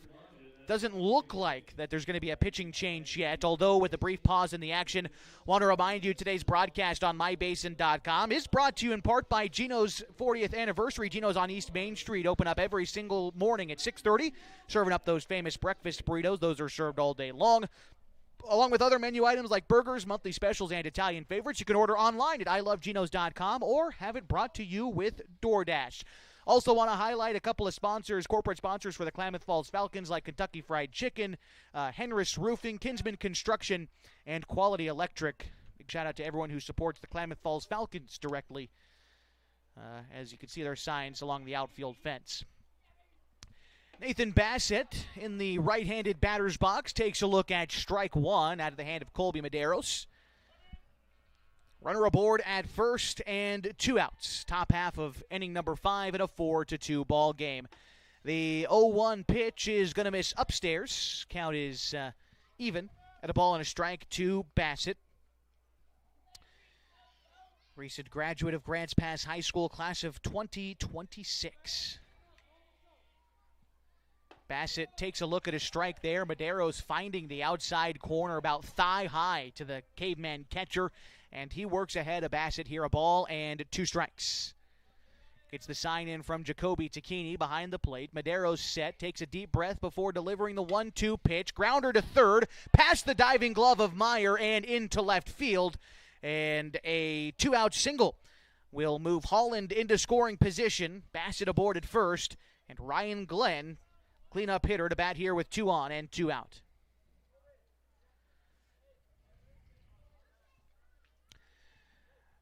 Meyer making a diving attempt at that one, but just out of reach. Not a bad attempt there by the recent graduate of Henley High School. But now Madero's going to have to buckle down and get after Ryan Glenn, who's 1 for 2 today. Glenn struck out his first time up in the first inning. He would single and score in the fourth. Here he takes a hack at an inside fastball. Madero's working ahead 0-1. Colby trying to work the right side of home plate, it seems like, mainly here. That's inside to lefties, outside to right-handers. He's been hitting that location here and jammed up Glenn on that first pitch, and he does the same thing on the 0-1 pitch. That might have been a little two-seam running action towards the outside to the left-handed hitting Glenn, but that one started kind of in near the inner third of the plate before leaking back across. Here is the 0-2 pitch from Maderos, and that one's going to wind up hitting Glenn. Worked too far inside on that pitch, and it brings up Cruz Carnes. So Holland to third, Bassett to second, Glenn aboard at first, and here's Cruz Carnes. He's 0 for 1 today. He struck out in the first inning, and he laid down a sacrifice bunt in the fourth inning. As Maderos, in a bit of a jam, trying to keep it just a 2-run ball game, but the bases are loaded with 2 outs. And the first pitch to Carnes misses upstairs. It is 1-0. If the inning continues, Easton Schmidt is on deck for the Cavemen. Outfield moving in a couple of steps here for the Falcons. The 1-0 pitch is going to miss outside, 2-0. Carnes, the starting third baseman today for the Cavemen. He'll be class of 2027 at Grants Pass High School. The 2-0 pitch is looked at for a strike. That one about letter high, catching the outer third of the plate. The right-handed hitting Carnes counts 2-1. Runners around the diamond for the Cavemen. Glenn at first, a fairly aggressive lead. Bassett at second, fairly modest. And at third, Holland, not much to speak of there. Fly ball to the right side in foul territory. Hamilton gives chase but runs out of room. And we'll watch that one drift onto the blacktop down there near the Cavemen dugout and bullpen. There was a pitcher out there warming up for the Cavemen a moment ago. Andrew Snodgrass had been out there throwing some warm-up pitches, but he's not out there anymore. Regardless, back at the plate, it's a 2-2 count to Cruz Carnes, and what do we got? Ball back out onto the field. Okay. I think one of the youngsters just kind of tossed the ball back over. But timeout called, aptly in time by the base umpire. Everyone's ready to go.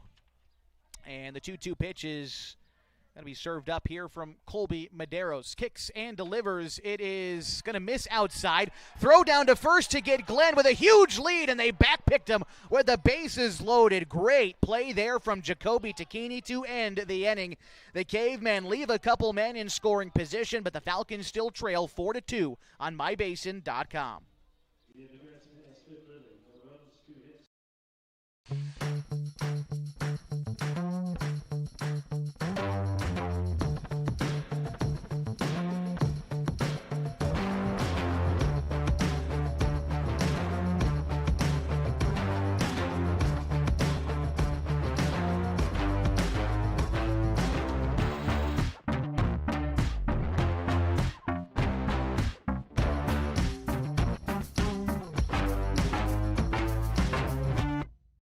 When your care feels complicated, you need someone who won't back away. At Heartfelt, they are known for taking on the cases others won't. Complex, high-risk, and deeply personal situations that deserve real attention. They specialize in minimally invasive procedures, helping you heal faster and get back to your life, your family, your work. And they are here for the long term, not just one visit. No referrals needed, just care that truly shows up for you. Visit heartfeltobgyn.com or call 541-205-6890. Heartfelt OBGYN. Expert care when it matters most.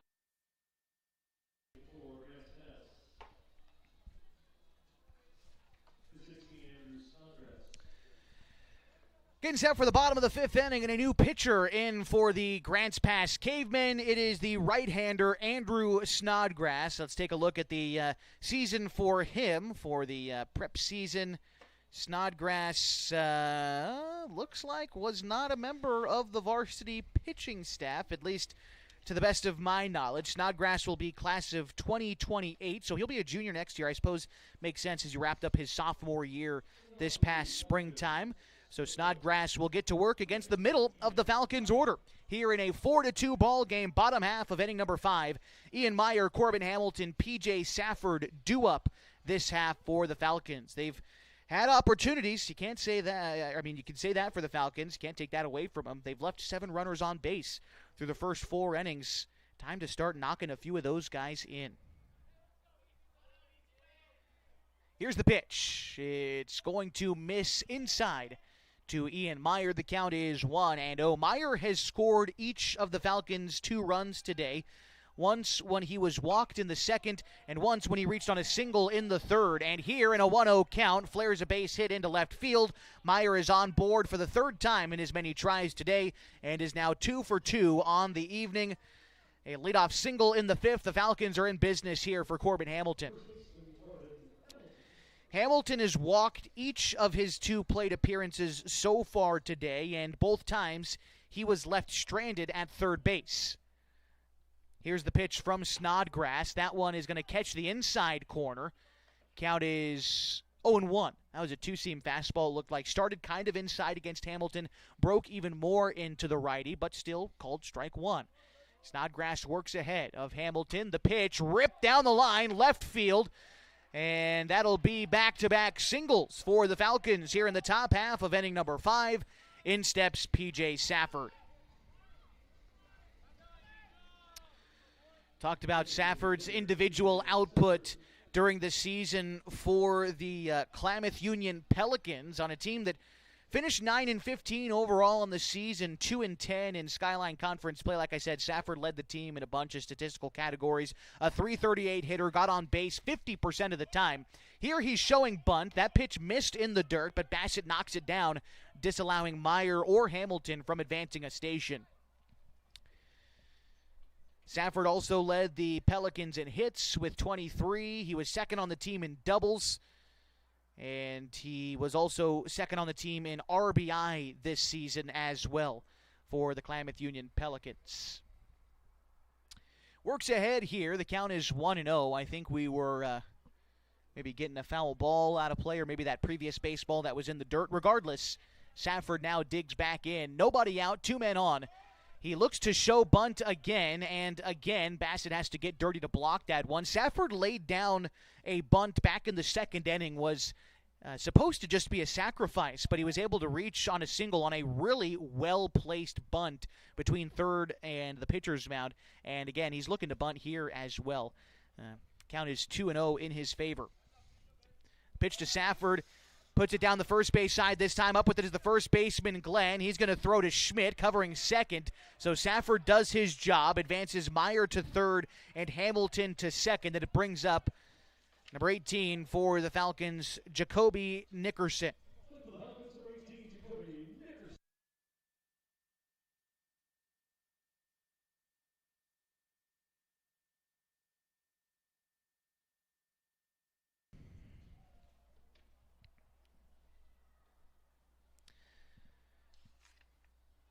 Jacoby Nickerson, class of 2027 from Mazama High School, takes strike 1, about knee-high. Trying to come up here at a big spot, tying run in scoring position for the Falcons. Pitch from Snodgrass is going to bounce to the plate. Count is even, 1-1. Nickerson leading the Mazama Vikings in batting average during the prep season. A .354 hitter for Mazama. Also led the team in hits, doubles, and RBI this season. Jacoby Nickerson, like I said, he'll be a senior next year for the Vikings, or I suppose this coming school year. The 1-1 pitch misses inside, nearly hit him, and the count is 2-1 to Jacoby Nickerson. On deck for the Falcons, I believe that's Chase Barrett. The 2-1 bounces to the plate, and it's a 3-1 count to Jacoby Nickerson. First base is open. Runners at second and third, but trying to avoid loading the bases, of course, for Snodgrass. We'll see how hittable of a pitch he delivers up here to Jacoby Nickerson. 3-1 is going to miss in, and that'll be a walk, loading him up for Chase Barrett.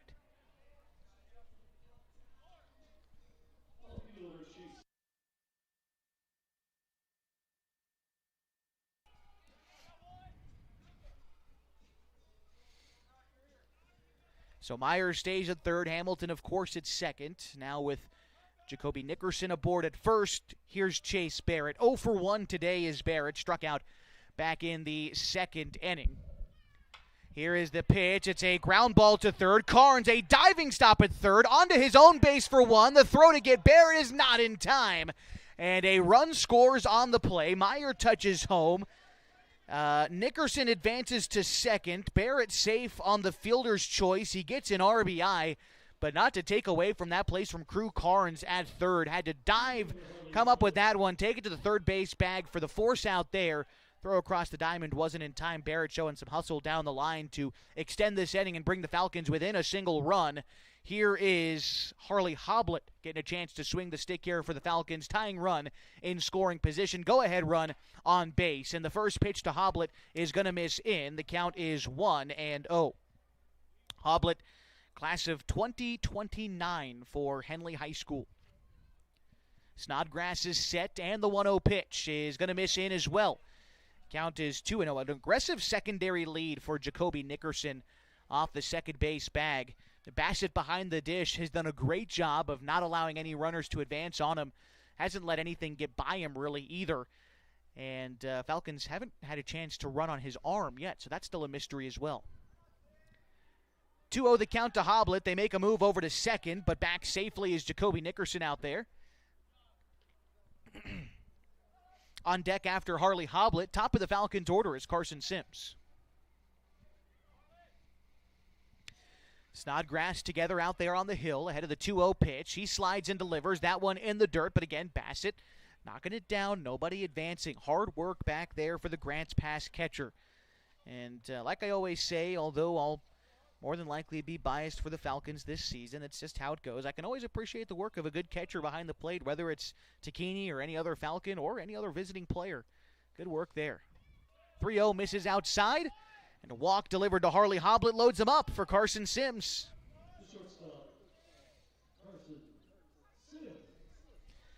Nickerson to third. Barrett to second. Hoblet now reaches for the third time today. And in steps Carson Sims. But first, we are going to see a meeting on the hill for Grants Pass. Let's see if we wind up getting a pitching change. Unsure yet, but in the meantime, we'll remind you today's broadcast on mybasin.com is brought to you in part by Elevate Physical Therapy, Fitness, and Performance. They use a modern and research-backed approach to physical therapy to ensure you see both a reduction in pain and enhanced mobility, getting you back to peak levels of optimal health and wellness. Elevate Physical Therapy, Fitness, and Performance has been treating athletes of all ages since 2020. Also want to give a shout-out to the folks at Quality Electric. We are efforting a center field camera here at Kiger Stadium, trying to give you an alternate look at the field during Falcons games this season, and Quality Electric helping us out with some of the, electric work out there in center field to get everything to work properly out there. So big thanks to the group there. And again, to Peterson Cat Rental for helping us with the gear to get this infield in a better spot than it was at the end of prep season. You can see the color is a little bit different between home plate and the base paths and out in the infield and stuff. They replaced a lot of the dirt, dug up some stuff, and made it all a lot better than it was. So big thanks to Peterson Cat and Rental and Jeff Mock and Case Shively in the group there for donating some of their equipment and some of their time to help out the Falcons get ready for opening day. No pitching change. The first pitch to Carson Sims. Ripped down the line. It's going to be extra bases, and it rolls to the wall. One run is in to score. Jacoby Nickerson comes in as well. Harley Hoblet all the way from first in as well. A 3-run double for Carson Sims, and the Falcons are on top 6-4. just what they needed out there. A big-time hit from one of the guys they hope to be their leaders this season in Carson Sims, as he scored Nickerson from third, Barrett from second, and Hoblet all the way in from first. Runner in scoring position here for Colin Tacchini. The Falcons on top, 6-4. The pitch is hit into the air, shallow right field. Snodgrass, the new right fielder in for the Cavemen, is going to come in and make the catch. That will end the inning. And the Falcons do take the lead, though. 4 runs in the inning on 3 base hits. They leave a man stranded, and they lead by a pair as we go to the top half of inning number 6 next on mybasin.com.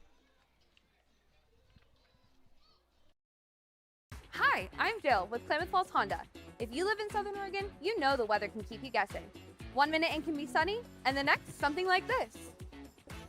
That's why vehicles like the Honda Ridgeline just make sense. With available all-wheel drive and the capability to handle whatever rolls in, you're ready for it. And customers like Raw are ready too.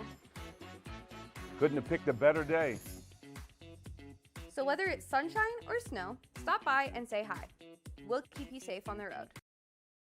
The Klamath Basin is beautiful, from shimmering Klamath Lake to rich farmlands to the historic downtown. And with an average of over 300 days of sunshine every year, the Klamath Basin is a great place to be. We here at Basin Media Active have been supporting this community for many years, keeping it entertained and informed with friendly faces and familiar voices. You can stay up to date with the latest news, weather, stream live local sports, and check out our community calendar, all on our website, mybasin.com. And you can download our app for free in your app store right now. Basin Media Active, local community engaged. It is the top of the 6th inning here at Kiger Stadium, and the Klamath Falls Falcons have taken a lead. They're up 6-4 against the Grants Pass Cavemen on opening day, and they've got a new pitcher into the game for the Klamath Falls Falcons. From Henley High School, it is Hunter Glidden.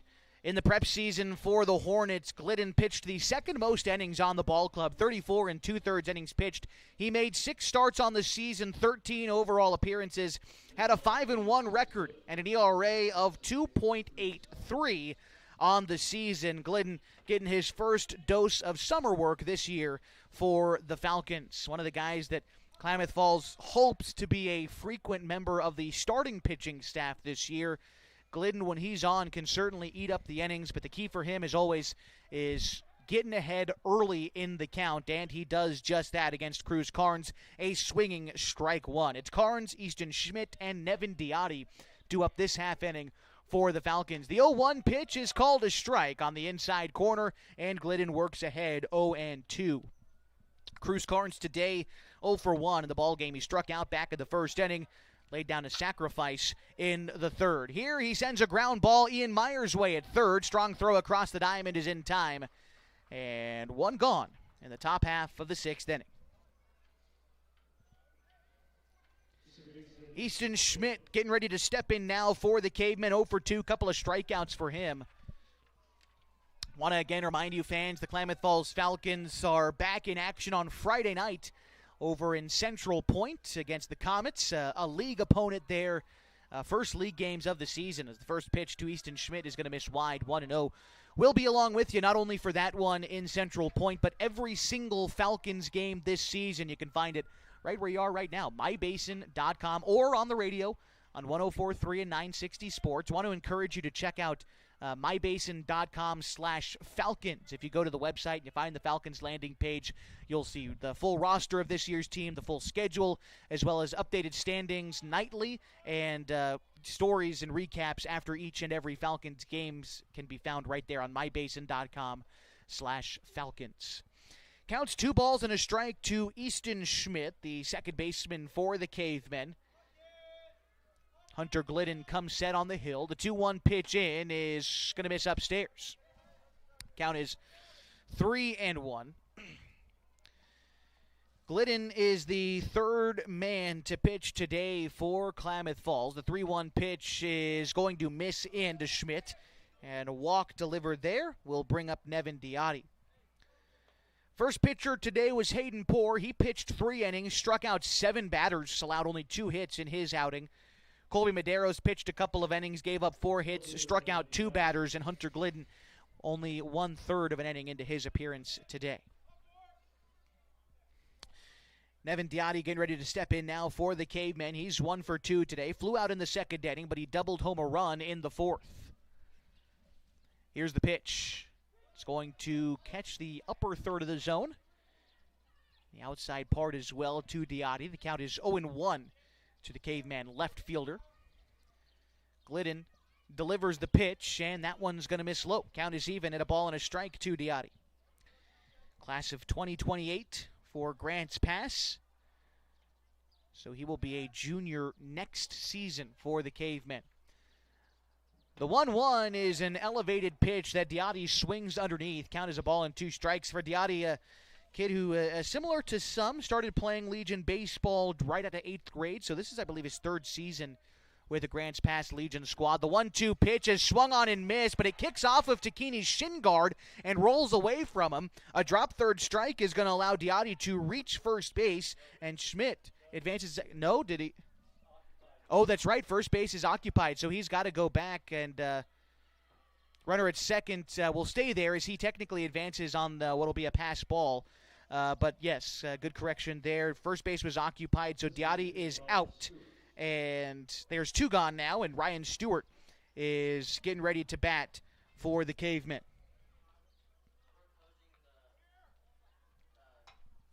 First pitch fouled back by Ryan Stewart, and the count is 0-1. Stewart 0 for 2 today, couple of strikeouts in the second and fourth innings. Runner at second is Schmidt. Again, he gets to stay there, advancing under his own volition on the pass ball. So count is 0-1 as Glidden comes set to deliver to Ryan Stewart. And the pitch is going to miss down and in. Pardon me, this is not Stewart. It's Eli Dominguez, the class of 2028 graduate for Grants Pass High School. Here's the pitch to Dominguez as Glidden is ahead.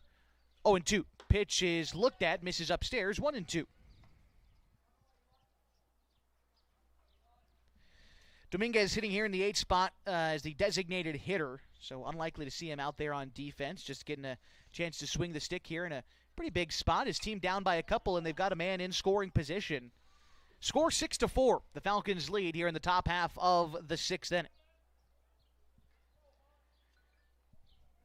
After Dominguez, it's Sedivi due up next for the Cavemen. And he is in the on-deck circle, no changes there. The 1-2 pitch is looked at for strike 3. Glidden froze him up, and that'll get him out of this inning. The Cavemen leave a man stranded, and they trail the Falcons 6-4 as we go to the bottom half of the 6th next on 104.3, 960 Sports, and MyBasin.com.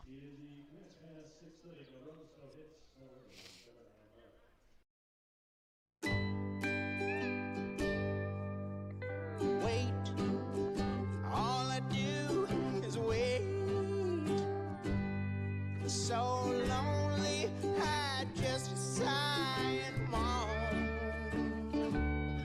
Seems like I've been waiting forever, wondering if you're coming home. I just saw your face, I know you're coming home. I swear there is no place that feels as good as home. And then I heard your voice, I know you're coming home, I know you're coming home. This is where unconditional love and immeasurable happiness reside. This is home. Coltwell Banker, where home begins.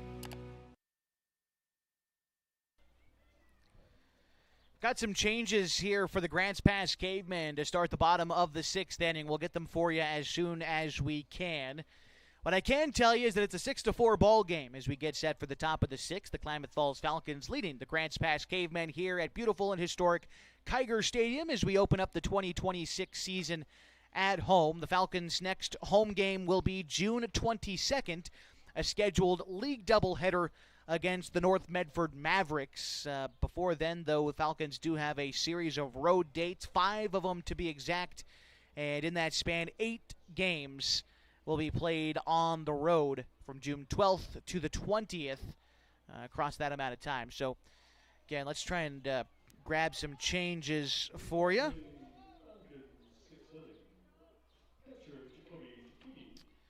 Jacoby Tacchini gets ready to step in for the Klamath Falls Falcons. Tacchini 0 for 3 in the ball game today. He flew out, grounded out, and struck out in that order in the first, third, and fourth innings. Looks like the new pitcher on the hill for Grants Pass is Ryan Stewart, as the first pitch is a ground ball to the left side. The shortstop up with it. Throw on to first is in time. One pitch, and Tacchini is retired.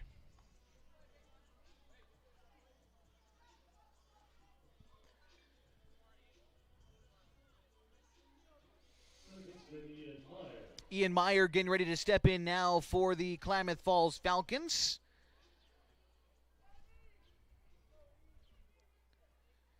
Try to take a look at the numbers on the season for Ryan Stewart, but again, one of those guys who, for his part, just finished his 8th grade season, so no 8th grade stats that I can find on Game Changer. Getting his first dose of Summer League action here. Retired the first hitter, now faces Ian Meyer. Pitch in, line drive, center field. Meyer's having a great afternoon. He's now 3 for 3 today, and he's reached base 4 times. And Meyer on base with 1 out, bringing up Corbin Hamilton. Hamilton's also reached base 3 times today, but only once on a base hit when he walked in the second and the third. He also singled in the fifth. Pitch on the way is in the dirt. It's going to get away from Bassett, one of the first times today. And it allows Meyer to advance to second.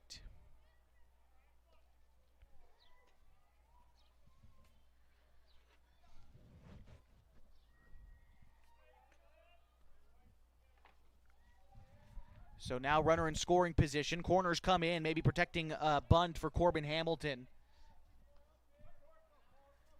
As the 1-0 will have to wait. Stewart steps off, takes a look over at second, but Meyer is back safely. Want to get it out there that Drayton Powers, the new shortstop for Grants Pass over there, the former shortstop Pesqueda, has moved over into right field. Those are the changes for Grants Pass as we enter the bottom half of the 6th inning. A pitch in the dirt will cause a quick conference between Bassett, the catcher, and the new pitcher, Ryan Stewart.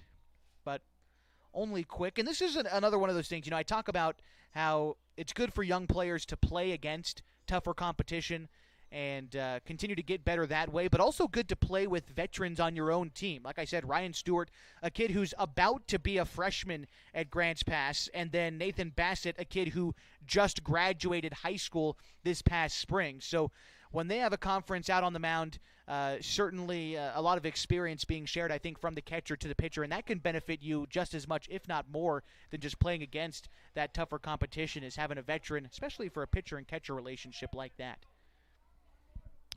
So after a brief conversation, the count's 2-0 to Corbin Hamilton. And the pitch in is flared foul off the right side. Count is 2-1. Now to Corbin. P.J. Safford is on deck for the Falcons. 6-4, Klamath Falls lead as we're in the bottom of the 6th inning.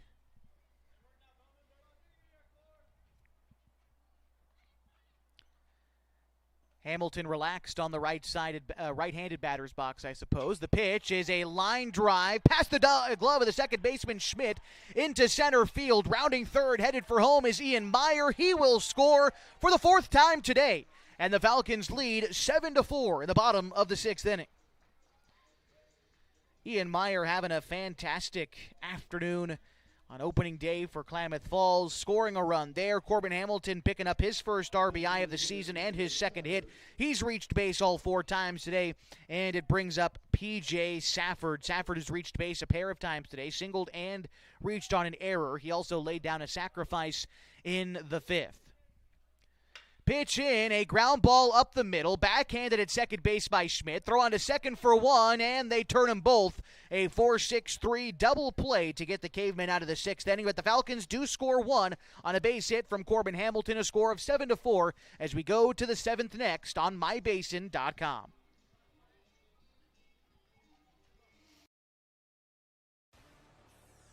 Come on in. Hey, I'm Jason with Elevate Physical Therapy, Fitness, and Performance, and just a little bit about us. So we started in March of 2020, opened right before COVID hit. It's been a wild ride. So one of the things I'm super passionate about is this idea of being guides, or think about like a map and compass.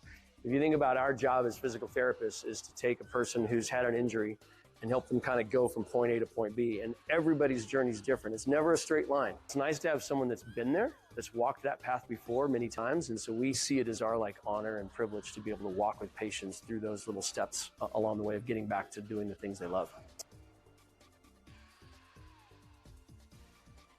So to get a hold of us at Elevate, you can call our number at 541-887-2030. Check out our website, elevateptfp.com.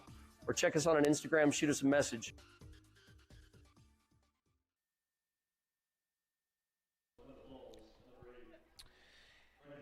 It is the top half of the 7th inning, and the Klamath Falls Falcons lead the Grants Pass Cavemen a score of 7-4. PJ Safford, the new man on the hill for Klamath Falls, the product of Klamath Union High School, talked about the offensive output that PJ had during the spring season. Now let's go ahead and take a look at the pitching numbers for him. Led the Pelicans in innings pitched this spring, 56 of them to be exact. He started 12 of his 13 in-game appearances, a 6-6 win-loss record, but an ERA of 2.12. And stellar, to be sure, for Safford. It's been some time since he's last thrown. Of course, the Pelicans season ending back on May 15th, so it's been nearly a full month for PJ since he's pitched in a game situation like this. So good to see him getting some work here in the middle innings. This is kind of what we expected today from the Falcons, who are now using their 4th arm today. And again, we kind of talked about it early on in the broadcast, but it's just a matter of working guys into the program today before you get set for your league opener in Central Point on Friday. Get a couple of non-league games after that. You can expect more of the same from the Falcons then, but again, wanting to work guys in before that matchup against Central Point coming up on Friday. It is 9-1-2 for Safford as we get going in the top half of the 7th inning. Ryan Sedivi steps in now. 1 for 2 today. He struck out in the 2nd. He singled in the 5th inning and was picked off of the first base bag in that inning as well. Here's the 1-0 pitch to him. That one's going to miss in. The count is 2-0. Gives us an opportunity here real briefly to close the book on Hunter Glidden, who pitched 1 inning, didn't allow a hit. He did walk 1 batter, but struck out 2 in his 1 inning of work for the Falcons today. Safford falls behind the first hitter. He faces 3-0. Here's the pitch. That one's going to find the zone. Count is 3-1 to Safford, from Safford. He works briskly out there on the mound, gets the ball back, and is immediately ready to throw. The 3-1 is going to miss in, and a 5-pitch walk delivered to Sedivi to start this outing for Safford. We go back to the top with Cam Holland. Holland today has reached base a pair of times. He walked each one in the 1st inning and the 5th inning, and he also flew out in the 3rd. Holland started the game as the pitcher, but has since moved around and now, I believe, occupies the designated hitter spot as he's no longer in the defensive order. But regardless, Holland here with Eric Pesqueda on deck. Nobody out, runner aboard at first. Safford comes set, his team up by 3 runs. Pitch misses in. Count even to Cam Holland, a ball and a strike. Safford set. The right-hander from Klamath Union delivers the pitch. This one's popped up in the infield. Colin Takini is going to make the catch, and there's 1 out in the 7th. Here's Eric Pesqueda getting ready to step in now for the Cavemen. Pesqueda is 1 for 3 today. He singled in the 1st, struck out in the 3rd, and flew out in the 5th. Pesqueda started the game at shortstop, has since moved over to right field for the Cavemen. Getting a chance to bat here with 1 on and 1 out. His team trailing by 3. Safford set on the hill for the Falcons. He delivers the pitch, gets across the fastball on the outside corner. Count is 0-1. Safford, when he works ahead, starts to be dangerous out there. Got a lot of movement on that slider. The mix is in the changeup as well. Here's the 0-1 pitch. A ground ball out towards second. Takini on a hop to Sims for 1. On to Hamilton at first for 2, and they get him. A 4-6-3 double play to end the inning, and the Falcons hold on to a 7-4 advantage as we get ready to stretch here at Kiger Stadium. Back with more next on 104.3 and 960 Sports and MyBasin.com.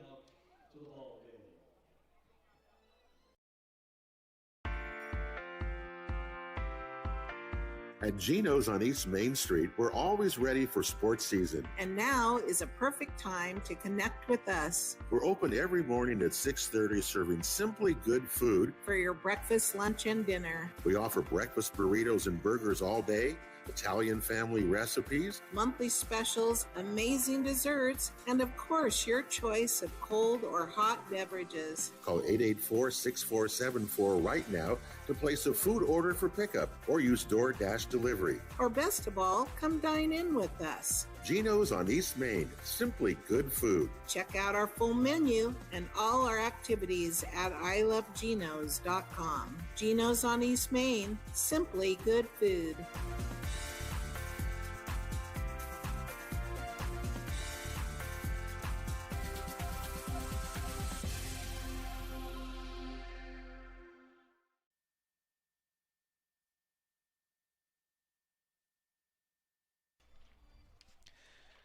First 7th inning stretch of the season in the books. It is opening day here at Kiger Stadium. And in the bottom of the 7th inning, the Klamath Falls Falcons lead the Grants Pass Cavemen 7-4. It is 7-8-9 due up in the order for the Falcons. They've kind of switched things up in the bottom third of the order throughout the evening. So let's see. We've got, I believe, Trustin Thomas on deck. He'll be followed, I believe, by Harley Hoblet, and then Mason Snell. But we'll get there as we move along. Mason Snell actually on deck, pardon me. So we've got that confirmed, and I think after that it'll be Ty Teeters hitting in the 9-hole. So, again, swapping things up a little bit here in the bottom third of the order. But here is Trustin Thomas, kid from Modoc High School in Alturas. He is class of 2028 for the Klamath Falls Falcons. Here's the pitch. It is going to miss up and away. Count is 1-0. Ryan Stewart still on the hill here for the Cavemen. He allowed 1 run in the 6th on the RBI from Corbin Hamilton. And again, the Falcons lead now by 3 runs. The 1-0 pitch home is taken for a strike, catching the outside corner of the zone to Trustin Thomas. Count is 1-1. The Modoc Braves were about 500 this year in the Evergreen League in California. Swing and a miss there. Count is a ball and 2 strikes to Trustin Thomas. He was towards the top in the team's batting average throughout the course of the season. In fact, Modoc playing a couple of Klamath Basin teams through the course of their spring season, so no stranger here. I believe Modoc and Mazama faced off over the course of the season a couple of times. And so, again, you play as opponents during the spring season, but you come together here for the Falcons Summer League, and it's just a lot of fun seeing a kid from Modoc come out for the first time in a long time. Here's the 2-2 pitch to Thomas. He rips one into left field. Going back is Diotti. It's over his head and to the wall. Extra bases for the Falcons rookie here in opening day. He will pull up to second with a leadoff double for Trustin Thomas.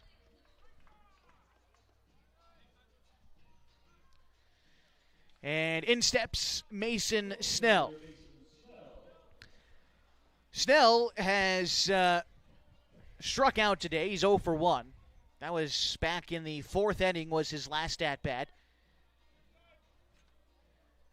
Snell from Mazama High School, as he gets ready to step in here. Runner aboard at second is Thomas. And Stewart comes set out there on the hill. Nobody out. Bottom of the 7th inning. Here's the pitch. It is called a strike. Count is 0-1 to Mason Snell. And Ty Teeters on deck for the Klamath Falls Falcons. Stewart takes a look at the runner at second before coming set and motions home. That one bounces to the plate. Count is even. Ball and a strike to Mason Snell. Talked about, again, a member of Mazama during the prep season. During the course of the spring for Mason Snell, the team's second leading hitter, bat .339, but he led the team in on-base percentage at .407 during the spring for the Vikings as he watches the 1-1 pitch miss outside. Count is 2-1 to Snell.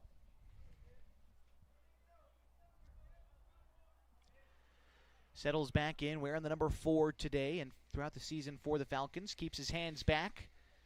He's ahead in the count against Ryan Stewart. And the pitch is called a strike right over the heart of the zone. And the count is now even to Mason Snell, 2-2. Carnes down at third has been playing in on the cut of the grass quite a bit so far tonight. Continue to do so here against Mason Snell, even with that runner on second. Here's the pitch. It's a grounder towards the left side and fielded by Coach Joe Tacchini down the third base dugout. Bobbled it a little bit, then turning around to talk to some fans who are probably giving him a hard time. That's okay, though. Stewart gets the ball back.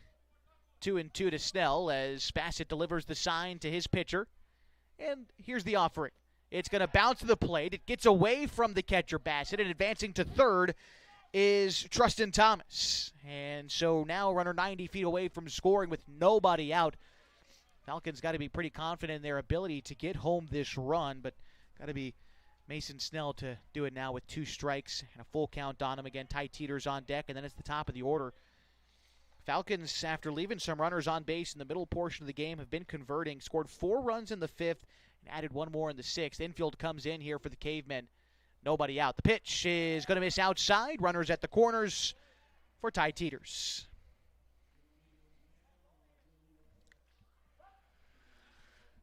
The 9 spot has reached base all 3 times today, although up until this point it's been Harley Hoblet.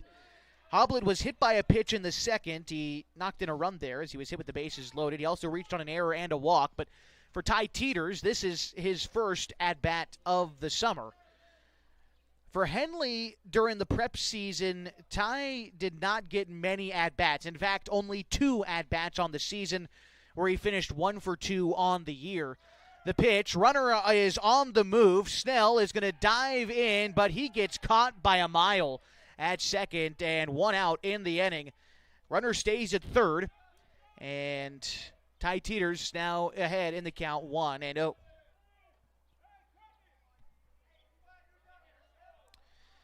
Carson Sims on deck, and I was getting to a point about Ty. Although he didn't get a hit a ton in the prep season, he did pitch in 13 games for the Falcons. Hoping to see Ty get some work on the mound throughout this summer because had quite a good season during the high school year for himself. 23 innings pitched in 13 games, kind of worked as the closer in the middle part of the season, picked up a couple of saves and had an ERA hovering right around 3. And so a good opportunity this season to try to get some work in there, out there on the hill, but also, of course, at the dish.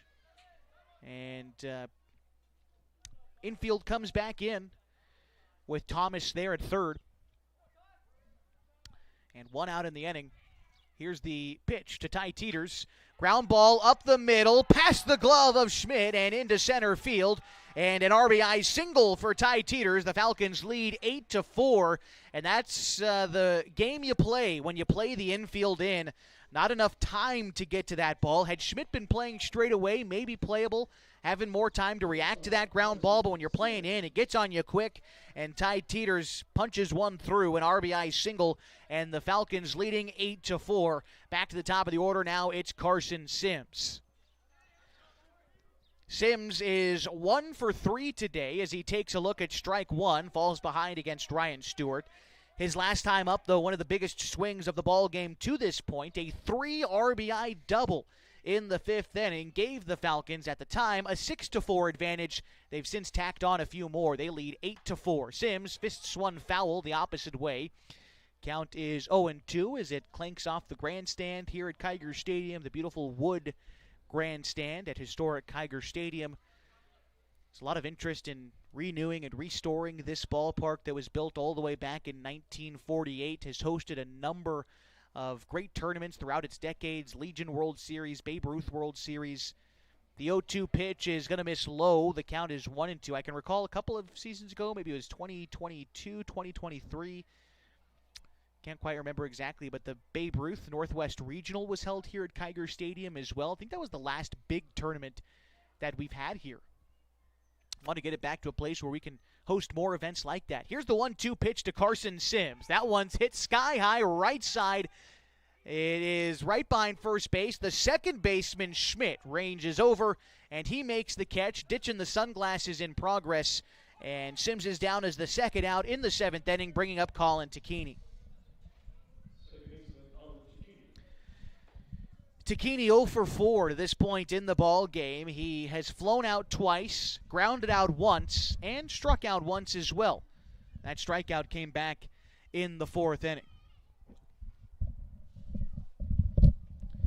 First pitch to Tacchini, gets away from Bassett for a moment, but not enough for Teeters to want to move anywhere. He stays put at first. Again, 2 outs in the inning, already 1 run home. And Colin Tacchini gets ahead 1-0. 4th year for Colin on this ball club, a product of Lakeview High School. Here's the 1-0 pitch to Tacchini. That one is going to miss low. Count is 2-0. Tacchini, a recent graduate at Lakeview High School, has already committed to playing at the next level at Umpqua Community College. The 2-0 ripped to left field. That's going to be extra bases. And now we got to see how quick Ty Teeters is. He rounds second, heads for third. He gets the green light from Coach Keelan, and he will score on the double. Now Colin Tacchini on the throw into the infield will advance to third. An RBI double for Colin Tacchini, advancing to third on the throw as Teeters comes in to score. And it is a 9-4 ball game. So it's a hit plus an error. That'll be the 3rd error of the day for the Cavemen. And it brings up Jacoby Tacchini, runner 90 feet away from scoring. Trying to add a bit more insurance here in the late innings against Ryan Stewart. Tacchini still looking for his first hit of the day, and he'll take strike 1 on the inner third. Just above the knees, and Tacchini will gladly watch that one go by. Called a strike, but a tough pitch to hit. And Tacchini, a fastball hunter, he likes his one pitch in one spot, and he's going to look for it here in the 0-1. It bounces to the plate. The count is even. And a ball and a strike to the Falcons catcher. Bassett, a quick chat with Ryan Stewart out there as he calls time. And again, this is a good learning experience for a guy like Ryan Stewart, who just finished his 8th grade season, going out there to talk to a recent high school graduate in Bassett. So, again, we'll see what kind of words of encouragement Bassett offers to his young pitcher out there in a bit of a jam in a game that could get even more out of hand than it already is. A 5-run difference here in the late innings is a tall mountain to climb. And, again, a runner on third here for what the Falcons hope to be one of the most productive hitters this season. The 1-1 to Tacchini, ripped foul towards the Falcons' dugout. Someone played it on a hop in there. Who was it? Can't quite tell, but that's why you wear the glove in the dugout. Someone's smart. It's the only guy, by the way, who's wearing the glove on that outfield fence, too. The only guy who could have made that play is the one who did. 1 ball, 2 strikes to Jacoby Tacchini. Here's the pitch. Bounces to the plate and again skips away from Bassett. Now breaking for home is Teeters, and he scores. 10-4 Falcons in the bottom of the 7th inning. Oh, pardon me, that was Tacchini who scored on that one. Teeters had scored on the previous hit, and Tacchini touching home there. And Jacoby Tacchini now at the plate, even in the count. 2 balls, 2 strikes, 2 outs, but now the base is empty.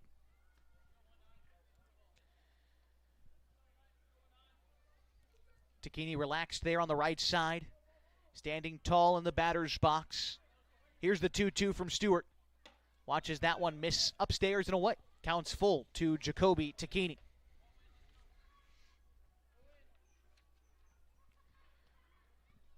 Bassett gets the sign in from the dugout. Sets up the target for Stewart in a full count pitch. That one's going to miss outside. Tacchini works a walk, and it brings up Ian Meyer. First time that Takini has reached base today, and let's see if we get a courtesy runner in for him. Hold on a moment, though, as it looks like Coach Garrison has come on out of the Grants Pass dugout. We'll see if they wind up making a change here. Doesn't look like he's grabbing the ball yet. There it is. So we will have a pitching change here for Grants Pass. The bottom of the 7th inning.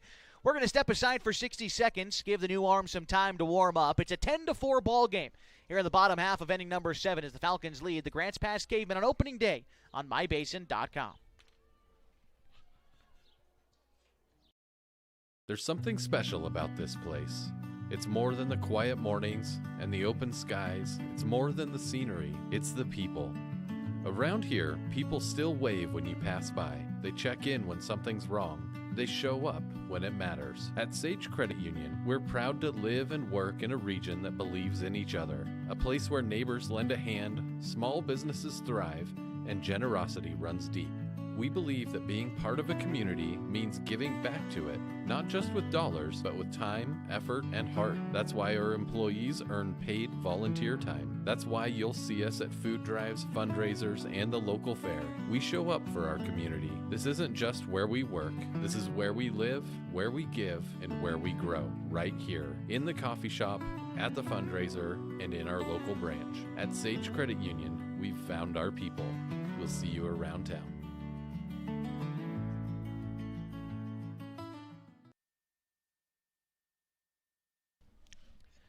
Josh Eldridge and Walter Hartley back with you here on 104.3 and 960 Sports and mybasin.com. It is a 10-4 ball game as we get ready for a new pitcher from Grants Pass. It is Ryan Sedivi, the former center fielder. The other changes for the Cavemen. Andrew Snodgrass has moved over to right field back in the game, and Pesqueda has moved over to center field. Let's go ahead and take a look at the numbers for Sedivi, if we can find any on the season for the Cavemen. And again, a guy who spent most of the season at the junior varsity level, it looks like. Sedivi, class of 2027, so he'll be a senior this coming season for Grants Pass. No stats that I can find, at least offhand, for him this springtime. But his first task out of the bullpen with 2 outs and a runner at first is Ian Meyer, who's reached base 4 times today. He's a perfect 3 for 3 thus far.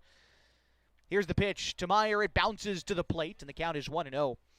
After Meyer, it's Corbin Hamilton and P.J. Safford. The next 3 due up, but there are 2 outs in the inning and already 3 runs home for the Falcons in the 7th. They lead Grants Pass a score of 10-4. Sedivi on the hill takes a long look at the runner over at first. Count is 1-0, and Meyer, another base hit today, rips one into left. And great work there for Ian Meyer. Another base hit for him, 4 for 4 today. Great day for Ian.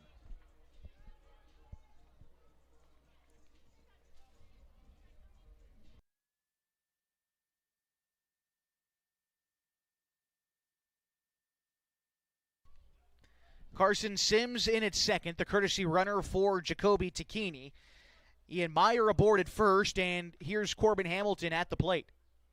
The pitch in. Hamilton watches that one dip low. The count's 1-0. So Sims in as a courtesy runner. I'm going to assume he may be removed from the game at shortstop in that case. We'll get defensive changes for in the next half inning for the Falcons. Of course, not there yet. 2 outs, bottom of the 7th. Falcons lead by 6 and 2 more men on here for Corbin Hamilton. The 1-0 is swung on and missed. Count is 1-1 to Corbin Hamilton. He's reached base all 4 times today, twice on walks, twice on singles.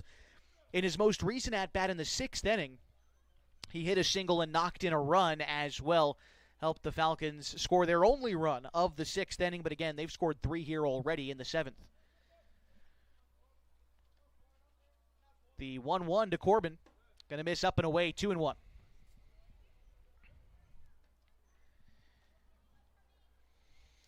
Haven't seen Corbin throw yet tonight. He's been over at first base. Be curious to see if we get him maybe later innings, 8th, 9th perhaps for him. And we kind of talked about, well, put a pause on this conversation here for the 2-1 as Hamilton watches one miss up, 3-1.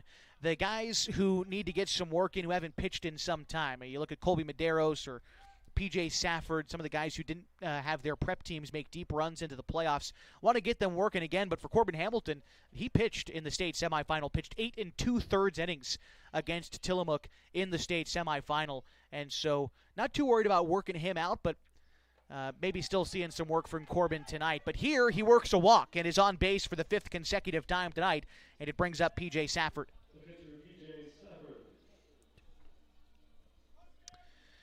So Sims to third, Meyer to second, Hamilton aboard at first.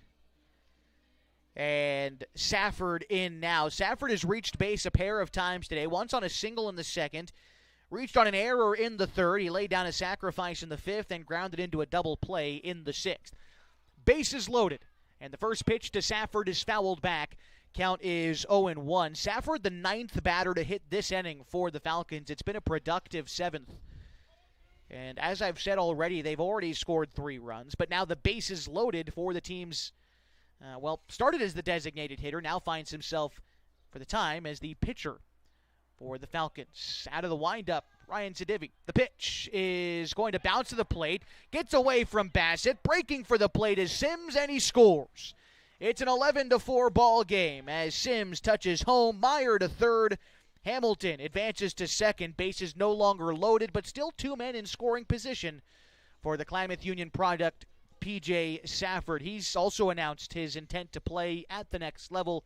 He'll be joining the Oregon Tech Owls next season. Member of Oregon Tech, along with his pops, Mike Safford, who's our stadium announcer here at Kiger Stadium as well, and the sports information director at Oregon Tech. Safford is going to watch that one miss upstairs. Count is 2-1 to PJ. On deck for the Falcons is the number 7 spot. I believe it's going to be Trustin Thomas. Here's the 2-1. That one misses over the head of Safford. And the count is 3-1. A walk here would load the bases for whomever bats in the 7th spot. Here's the 3-1 from Ryan Sadivi. Misses up, Safford walks, and the bases are juiced. And in steps now Max Rogers.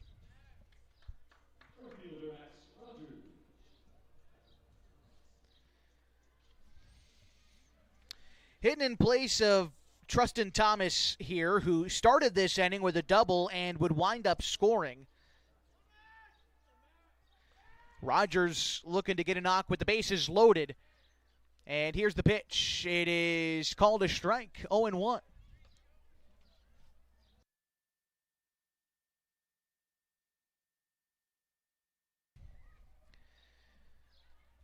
Out of the windup in the 0-1.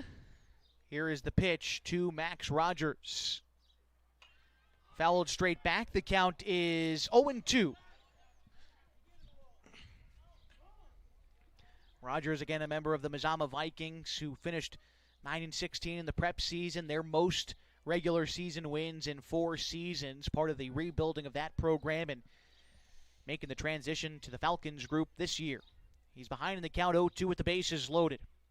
Here's the pitch. It is looked at for strike 3, and that will leave the bases loaded for the Falcons for the second time today, but they do have a big lead. 11-4 as we go to the top half of inning number 8 next on 104.3 960 Sports and mybasin.com.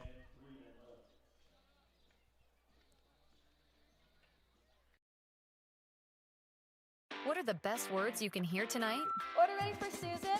And if you hear those words at Abby's, you know it's going to be a legendary meal. Your pizza is loaded with toppings to the edge, premium ingredients, and real cheese. Yeah, baby. Gather with friends, play some video games, and watch the big game on TV. That's made Abby's a legendary pizza tradition for generations. And when you're ready to hear those magic words, Tom, your order's ready. You know where to go. You're always welcome at Abby's. Are you an enthusiastic sports fan? Want to have fun and get in on the action? Heck yes, that'd be awesome. Have great attention to detail? Want to stay active? Definitely. Want to give back to the student athletes in your community? Obviously, yes. Then you'd make an excellent high school sports official. We need more officials in Oregon, because with no high school officials, there are no high school sports. Sign up today at highschoolofficials.com.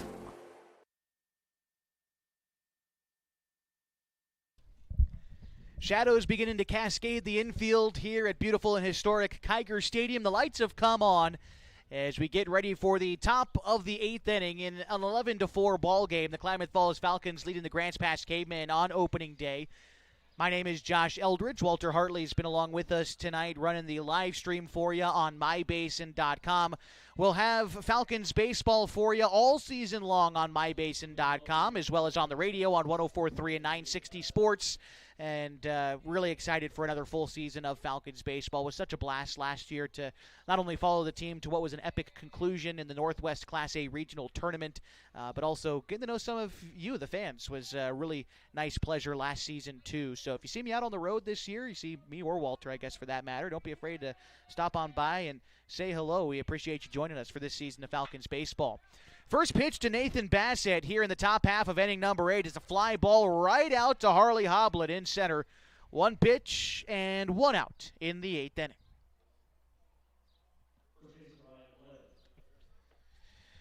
Ryan Glenn getting ready to step in now for the Cavemen as, by the way, P.J. Safford into his second inning of work out of the bullpen. Glenn, for his part today, is 1 for 2. He struck out in the first, singled in the fourth, and was hit by a pitch in the 5th. Here he takes a look at one that misses wide. The count is 1-0. Cruz Carnes is on deck for the Cavemen. The 1-0 pitch, ground ball over to second. Up with it in time over to first is Colin Takini. And there's 2 outs in the inning. By the way, Carson Sims back in the game at shortstop. As I had speculated that we might see him move out of the game, having come in as a courtesy runner, but in fact he stays there. And after Takini makes that play at second, we're going to see Ty Teeters replace him at second as well. So working in some guys on defense, as well as Cruz Carnes gets ready to step in with 2 outs in the top of the 8th inning. The pitch in is going to miss in 1-0. Carnes today 0 for 2, and here he hits one into the air center field. Hoblet back a couple of steps and then makes the catch. 3 up, 3 down in the 8th. Safford makes quick work of the Cavemen here. We go to the bottom half next in an 11-4 ball game. The Falcons lead on 104.3 and 960 Sports. Looking for insurance from someone who truly understands rural Klamath? Meet Gabby Haskins, a licensed agent for Country Financial, born and raised in Merrill, with deep roots in agriculture and the local way of life. Whether you're protecting your family farm, homes, vehicles, businesses, Gabby's here to help. She offers trusted, personalized insurance for farm, life, home, auto, commercial, and retirement needs at Gary Sheen's Country Financial office in Merrill. Stop by today and see why Merrill residents trust one of their own. Country Financial, here to help you experience more in Merrill.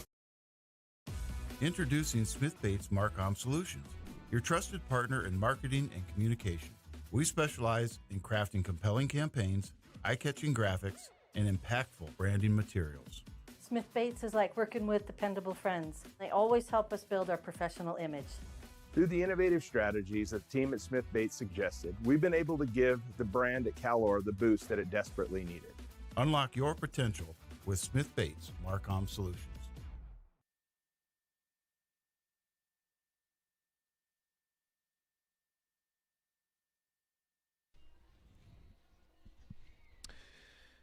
Bottom half of the 8th inning here at Kiger Stadium. Opening day of the 2026 summer season for the Klamath Falls Falcons American Legion baseball team. Taking on the Grants Pass Cavemen today. Ryan Sadivi still out there on the hill for Grants Pass. He'll go to work against 8-9-1 in the order for Klamath Falls. Looks like Chase Barrett is back in the 8th spot. And I believe Ty Teeters is going to be back hitting in the 9 hole. Regardless, here's Chase Barrett. I believe he is 0 for 2 today, although he does have an RBI. Here's the pitch. Misses upstairs 1-0. He struck out in the second, and he hit into a fielder's choice that did knock in a run in the 5th inning. And so part of an 11-4 lead that the Falcons have built out here on opening day. The 1-0 pitch home is swung on and missed. Count is 1-1 to Chase Barrett.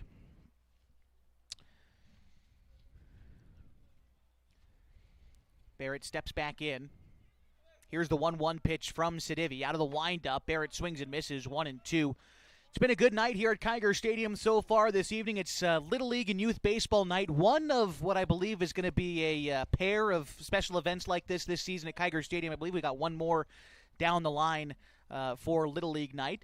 As the 1-2 pitch on the way to Chase Barrett is looked at for ball 1. Of course, quite a few fans in attendance from Klamath Falls, of course, and then quite a few from Grants Pass as well. I got to say, if you haven't made it out tonight, but you plan on making it out later on this season, please do come support the team at Kiger Stadium at least once this year if you can, as the 2-2 misses upstairs 3-2. And also support the concession stands. It's run by the Henley football team this year, so the proceeds are going to go help benefit the Henley football team this year. Their head coach, Matt Green, running some concessions down there as well. The 3-2 pitch on the way to Chase Barrett, swung on and missed on the elevated fastball, 1 out, bottom of the 8th inning.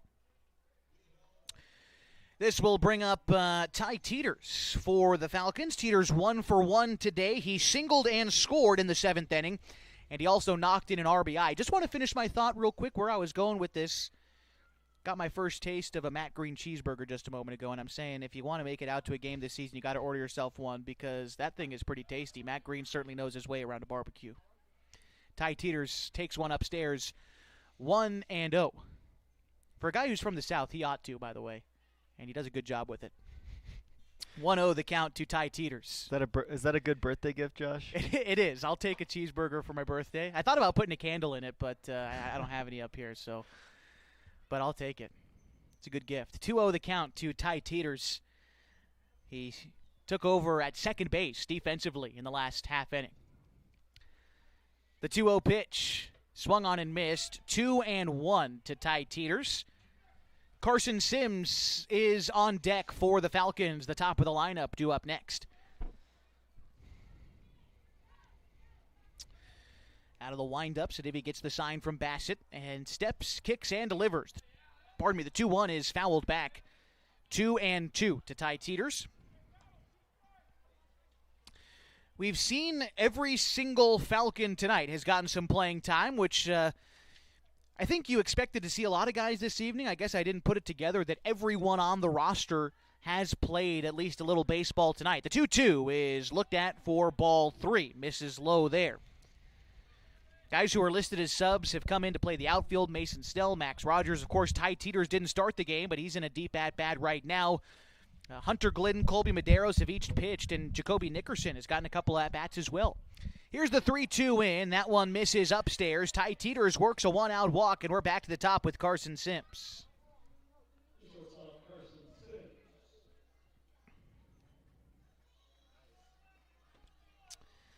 Sims today has reached base a couple of times, but his biggest performance of the day came back in the 5th inning when he had a 2-out, 3 RBI double. At the time, helped the Falcons build a 6-4 advantage. That lead has since ballooned to 11-4. Here's the pitch to Sims. He takes a good swing on one, but just underneath it, fouls it straight back. The count is 0-1. Otherwise, Sims reached base on a walk in the 4th inning. He has also flown out a pair of times and grounded out once. Sims, we learned yesterday, along with a couple of his Henley teammates, earning an All-State selection, second team All-State for Carson as a junior. And a big jump from him from his sophomore campaign to his junior season. And I think a lot of that came down to the summer he spent last year with the Falcons. Here's the 0-1 pitch to Sims. Misses inside, 1-1. Had a productive year his sophomore season with Henley as a starting player, no doubt. But, man, when he made that jump to the Falcons last season, he was one of the top 2 hitters on the team throughout most of the year, battling it out with Connor Shively, who is now moving on to play at Chemeketa Community College, one of his teammates at Henley as well.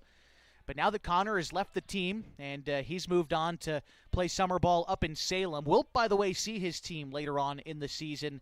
A former Falcons player who's, again, advancing on to play at the next level at Chemeketa Community College. But Sims now looks to be one of the offensive leaders of the team again this year. And already with a 3 RBI double back in the 5th, he's looking for more here in the bottom of the 8th. The pitch to Sims is going to find the inside part of the zone, if not an inch or so off the inside part of the plate. The count is 2-2 to Carson Sims. He probably wasn't thrilled with that strike call, but he's got to dig in here and defend in a 2-strike count. Sadivy comes set. And the offering home to Sims is going to miss inside. Count is 3-2. By the way, new catcher in for Grants Pass. It is Eli Dominguez, class of 28 for Grants Pass High. He came in as a permanent replacement after being used as a hitter earlier on in the ball game. The 3-2 is a ground ball right back to the pitcher. Sadivy goes to second for 1. On to first. The throw is high, and it takes Glenn off the bag. So Sims is going to reach there. There's 2 outs in the inning, and it brings up Colin Takini.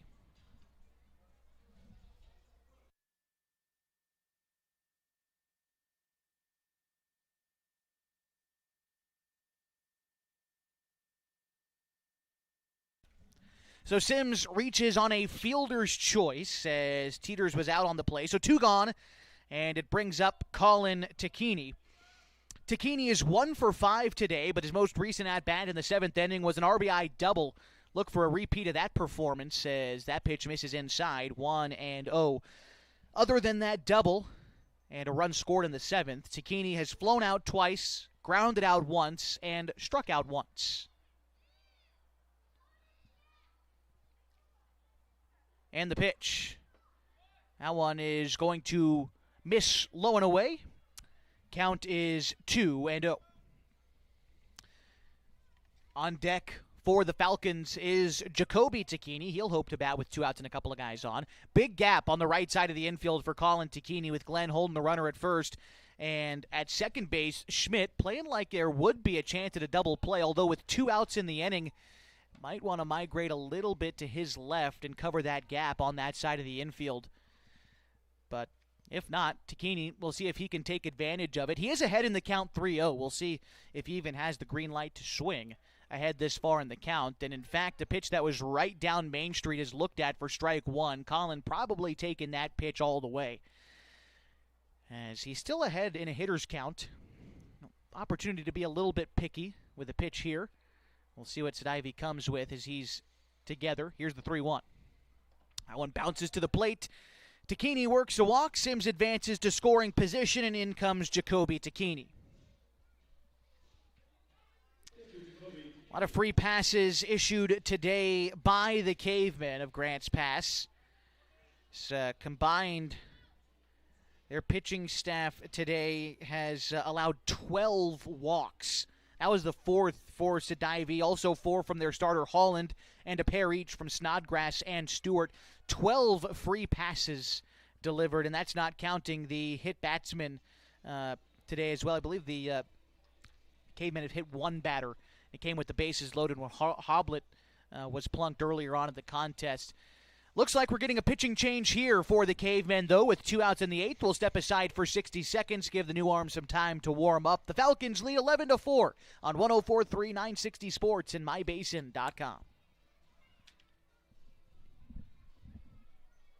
What are your goals? To get stronger, move better, feel healthier? Whatever you are aiming for, Harbor Isles is here to help you. They have brand new cardio and strength equipment. Harbor Isles offers indoor tennis courts, 4 indoor pickleball courts, energizing group classes, expert personal trainers, and a friendly, knowledgeable staff ready to guide you every step of the way. No matter what your goals are, Harbor Isles has everything you need to reach those goals. Stop by and see the difference for yourself. Harbor Isles, lose those reins and get your gains.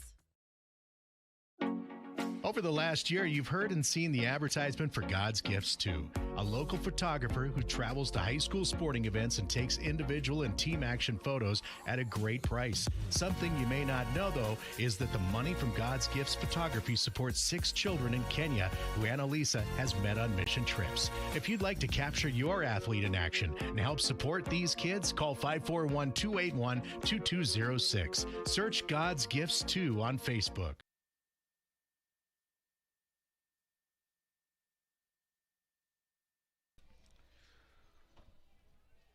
Nathan Bassett, the new arm on the mound for Grants Pass. He was the former catcher. I suppose that's where he went missing to, was warming up in the bullpen. The right-hander looking to go to work with 2 outs in the bottom of the 8th inning, trying to just get one final out to push this game to the 9th. It's 11-4, and the Falcons trail the the Falcons lead the Grants Pass Cavemen here. Bassett pitched 5 innings in the springtime for the Cavemen. He gave up 7 hits, 6 earned runs, and he walked 13 batters in his 5 2/3 innings pitched. Walks have been the thorn in the heel of the Cavemen today. Like we said, 13 free passes before going to break today. 12 free passes going to before break today, as Jacoby Takini is behind 0-1 as Bassett works ahead of the Falcons catcher. Here's the pitch. It's called a strike, and the count is 0-2. Quickly 2 strikes on Jacoby Takini. Aboard at first is Colin Takini. At second, it's Carson Sims. And it's an 11-4 ball game here in the bottom half of the 8th inning. The pitch home is looked at for a ball. Count is 1-2 to Jacoby Takini. He is without a hit today, although he did walk, and courtesy runner scored on that trip around the bases. Otherwise, he struck out once, grounded out a couple of times as well. The 1-2, hit to right field. Snodgrass over, makes the catch. That'll end the 8th inning.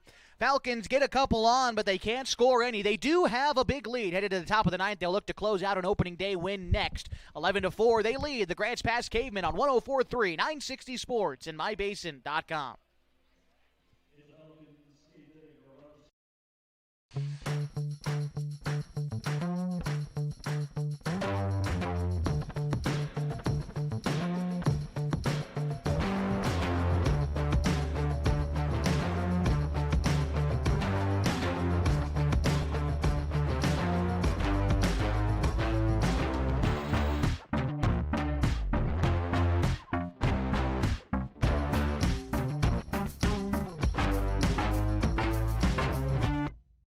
When your care feels complicated, you need someone who won't back away. At Heartfelt, they are known for taking on the cases others won't. Complex, high-risk, and deeply personal situations that deserve real attention. They specialize in minimally invasive procedures, helping you heal faster and get back to your life, your family, your work. And they are here for the long term, not just one visit. No referrals needed, just care that truly shows up for you. Visit heartfeltobgyn.com or call 541-205-6890. Heartfelt OBGYN. Expert care when it matters most.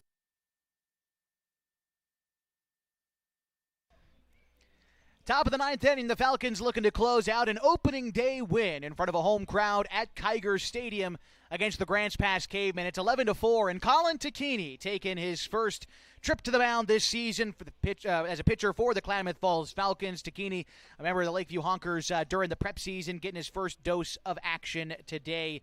Last season, undoubtedly one of the top guys on this Falcons pitching staff. He pitched the most innings last season, 61 innings pitched, 15 appearances, 11 starts, a 5-1 record last summer.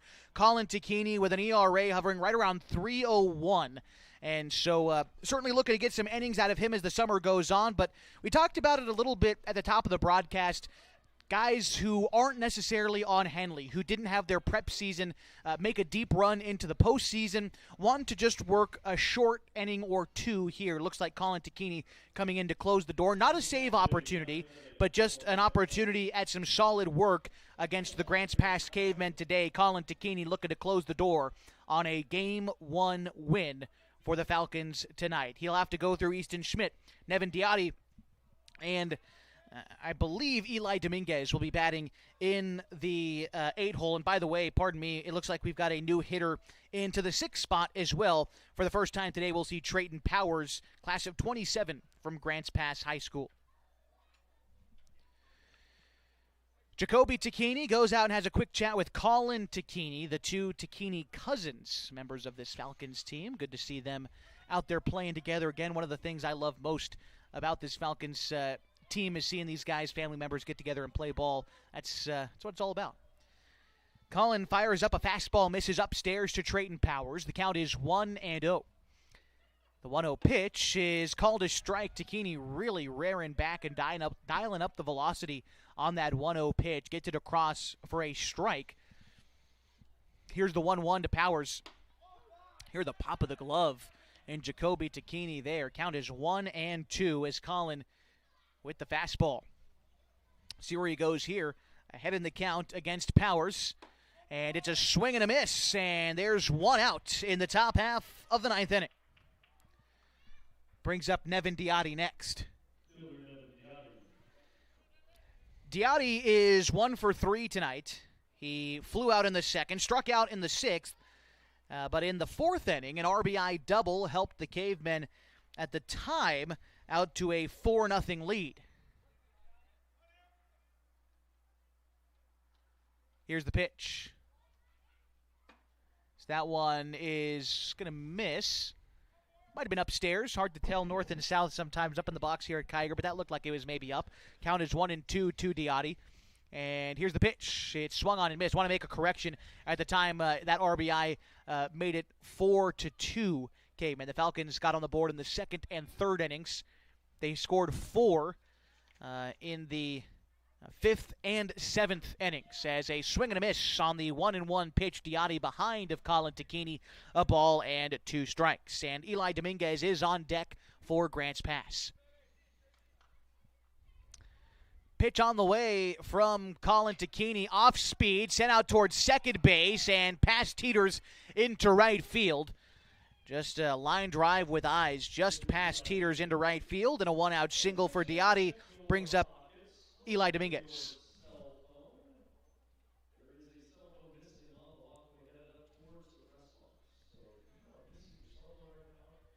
Dominguez today is batting in the 8-hole. He has one at-bat today. He's 0 for 1.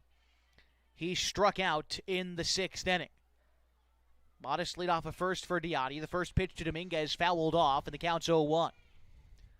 After Dominguez in the order, it's Ryan Sidivi, who's due up next. One out, top of the ninth inning. The Falcons up 11-4.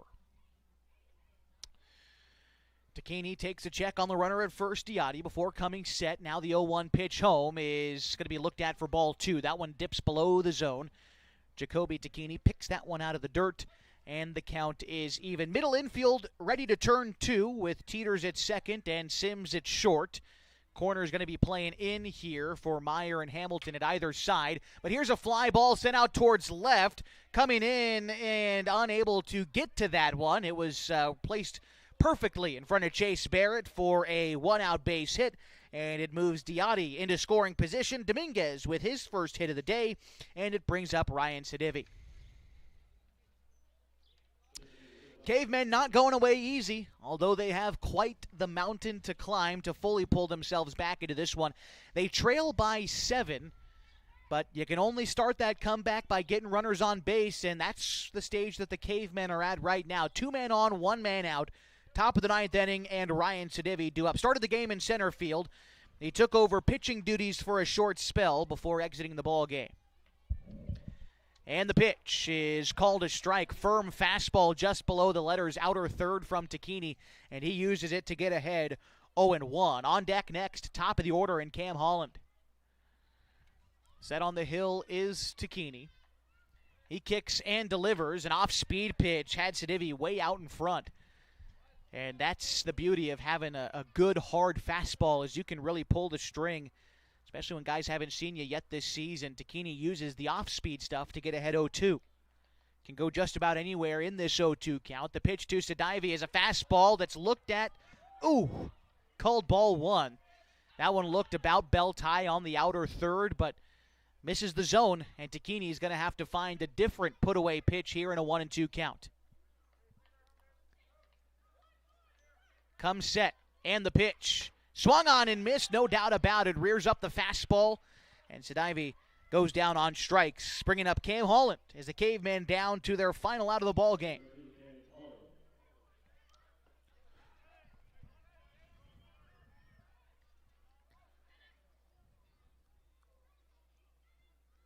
Holland on the ball game today, 0 for 2. He has reached base a couple of times, though, walked in the first and fifth innings.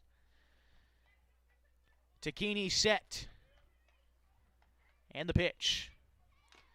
Fouled back. The count is 0-1 to Cam Holland. If the game continues, it's Eric Pesqueda who's on deck for the Cavemen. Aboarded second is Nevin Diatti. Aboarded first is Eli Dominguez. 2 outs, top of the ninth inning. The Falcons lead 11-4. Trying to grab an opening day win in front of the home crowd tonight at Kiger Stadium. Colin Takini comes set with the 0-1, and he motions home. Off-speed pitch, misses inside.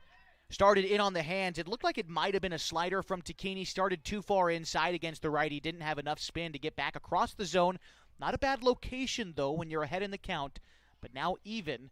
Takini trying to find a good pitch to throw here against Cam Holland. Here it comes. That one's hit in the air to left. Over is Barrett, and he makes the catch, and that'll do it. The Klamath Falls Falcons start the season the best way you can. 1-0 as they defeat the Grants Pass Cavemen 11-4 at Kiger Stadium. We'll be back in 2 minutes to recap this one for you, so stick around for more Falcons baseball tonight on 104.3, 960 Sports, and MyBasin.com.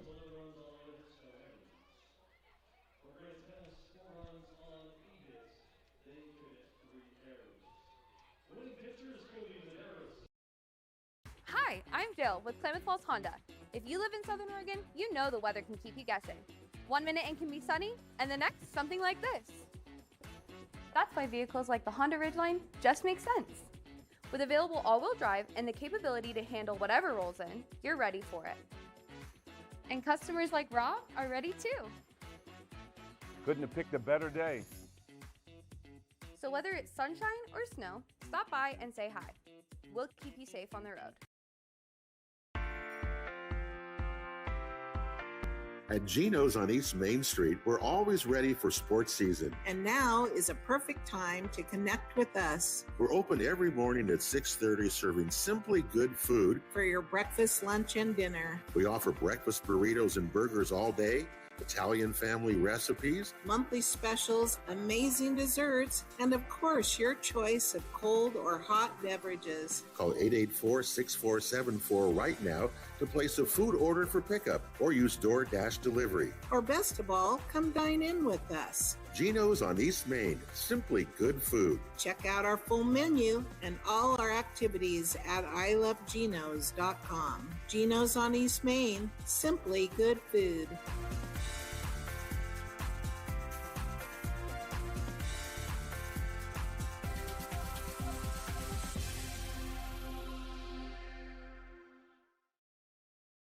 The Klamath Basin is beautiful, from shimmering Klamath Lake to rich farmlands to the historic downtown. And with an average of over 300 days of sunshine every year, the Klamath Basin is a great place to be. We here at Basin Media Active have been supporting this community for many years, keeping it entertained and informed with friendly faces and familiar voices. You can stay up to date with the latest news, weather, stream live local sports, and check out our community calendar, all on our website, mybasin.com. And you can download our app for free in your app store right now. Basin Media Active, local, community, engaged.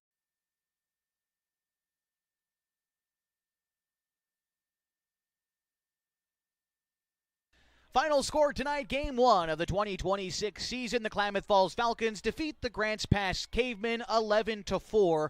For Klamath Falls tonight, 11 runs comes on 11 hits. They commit no errors, and they leave 13 runners on tonight. For the Grants Pass Cavemen, 4 runs come on 8 hits. They commit 3 errors, and they leave 6 runners left on base. The winning pitcher tonight, well, let's see, might need help figuring this one out. Who's our winning pitcher? Colby Medeiros is tonight's winning pitcher. Pitched 2 middle innings, gave up 4 hits, struck out 2 batters, and gave up a run tonight for Klamath Falls. he was helped out. It was really pitched by committee tonight for Klamath Falls as Hayden Poore pitched the first 3 innings, giving up a couple of hits, 7 strikeouts tonight. Hunter Glidden pitched 1 inning, got a couple of strikeouts. We saw P.J. Safford for a 2-inning spell. No strikeouts for him, but also no hits. And Colin Takini closed the door in the 9th inning, allowed 2 hits, but struck out 2. The Falcons pitching staff as a group struck out 13 batters today. And again, tonight's winning pitcher is Colby Medeiros. The losing pitcher tonight, I believe that would go to Andy Snodgrass, who pitched 1 inning for Grants Pass tonight, allowed 3 hits and 4 runs. They were all earned. He walked 2 and did not record a strikeout. Offensive notables today for Klamath Falls.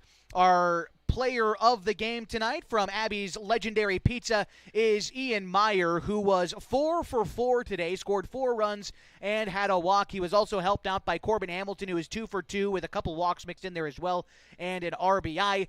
But undoubtedly our Pacific Power play of the game today goes to Carson Sims, who in the 5th inning blasted a 3 RBI double to put the Falcons in front, and they never looked back. Carson Sims, that is our Pacific Power play of the game. With this win, the Falcons improved to 1-0 on the season. That's the best way you can start. And they've got a couple of games coming up on Friday. The Falcons hit the road to Central Point, a 5:30 doubleheader against league opponent, the Central Point Comets. That's our next broadcast here on mybasin.com and 104.3 and 960 Sports. Thank you so much for joining us for our opening day coverage of the Klamath Falls Falcons. Want to thank everybody who made tonight's broadcast possible. Head coach Sean Teeters of the Klamath Falls Falcons, Kyle Garrison, the coach of the Grants Pass Cavemen, our official scorer and stadium announcer, Mike Safford, of course. Big thanks to him, and thanks to you for joining us for another edition of Klamath Falls Falcons baseball. Again, our next broadcast is Friday night at 5:30, a league opening doubleheader in Central Point. But until then, my name is Josh Eldred. For my partner, Walter Hartley, so long and good night from beautiful and historic Kiger Stadium.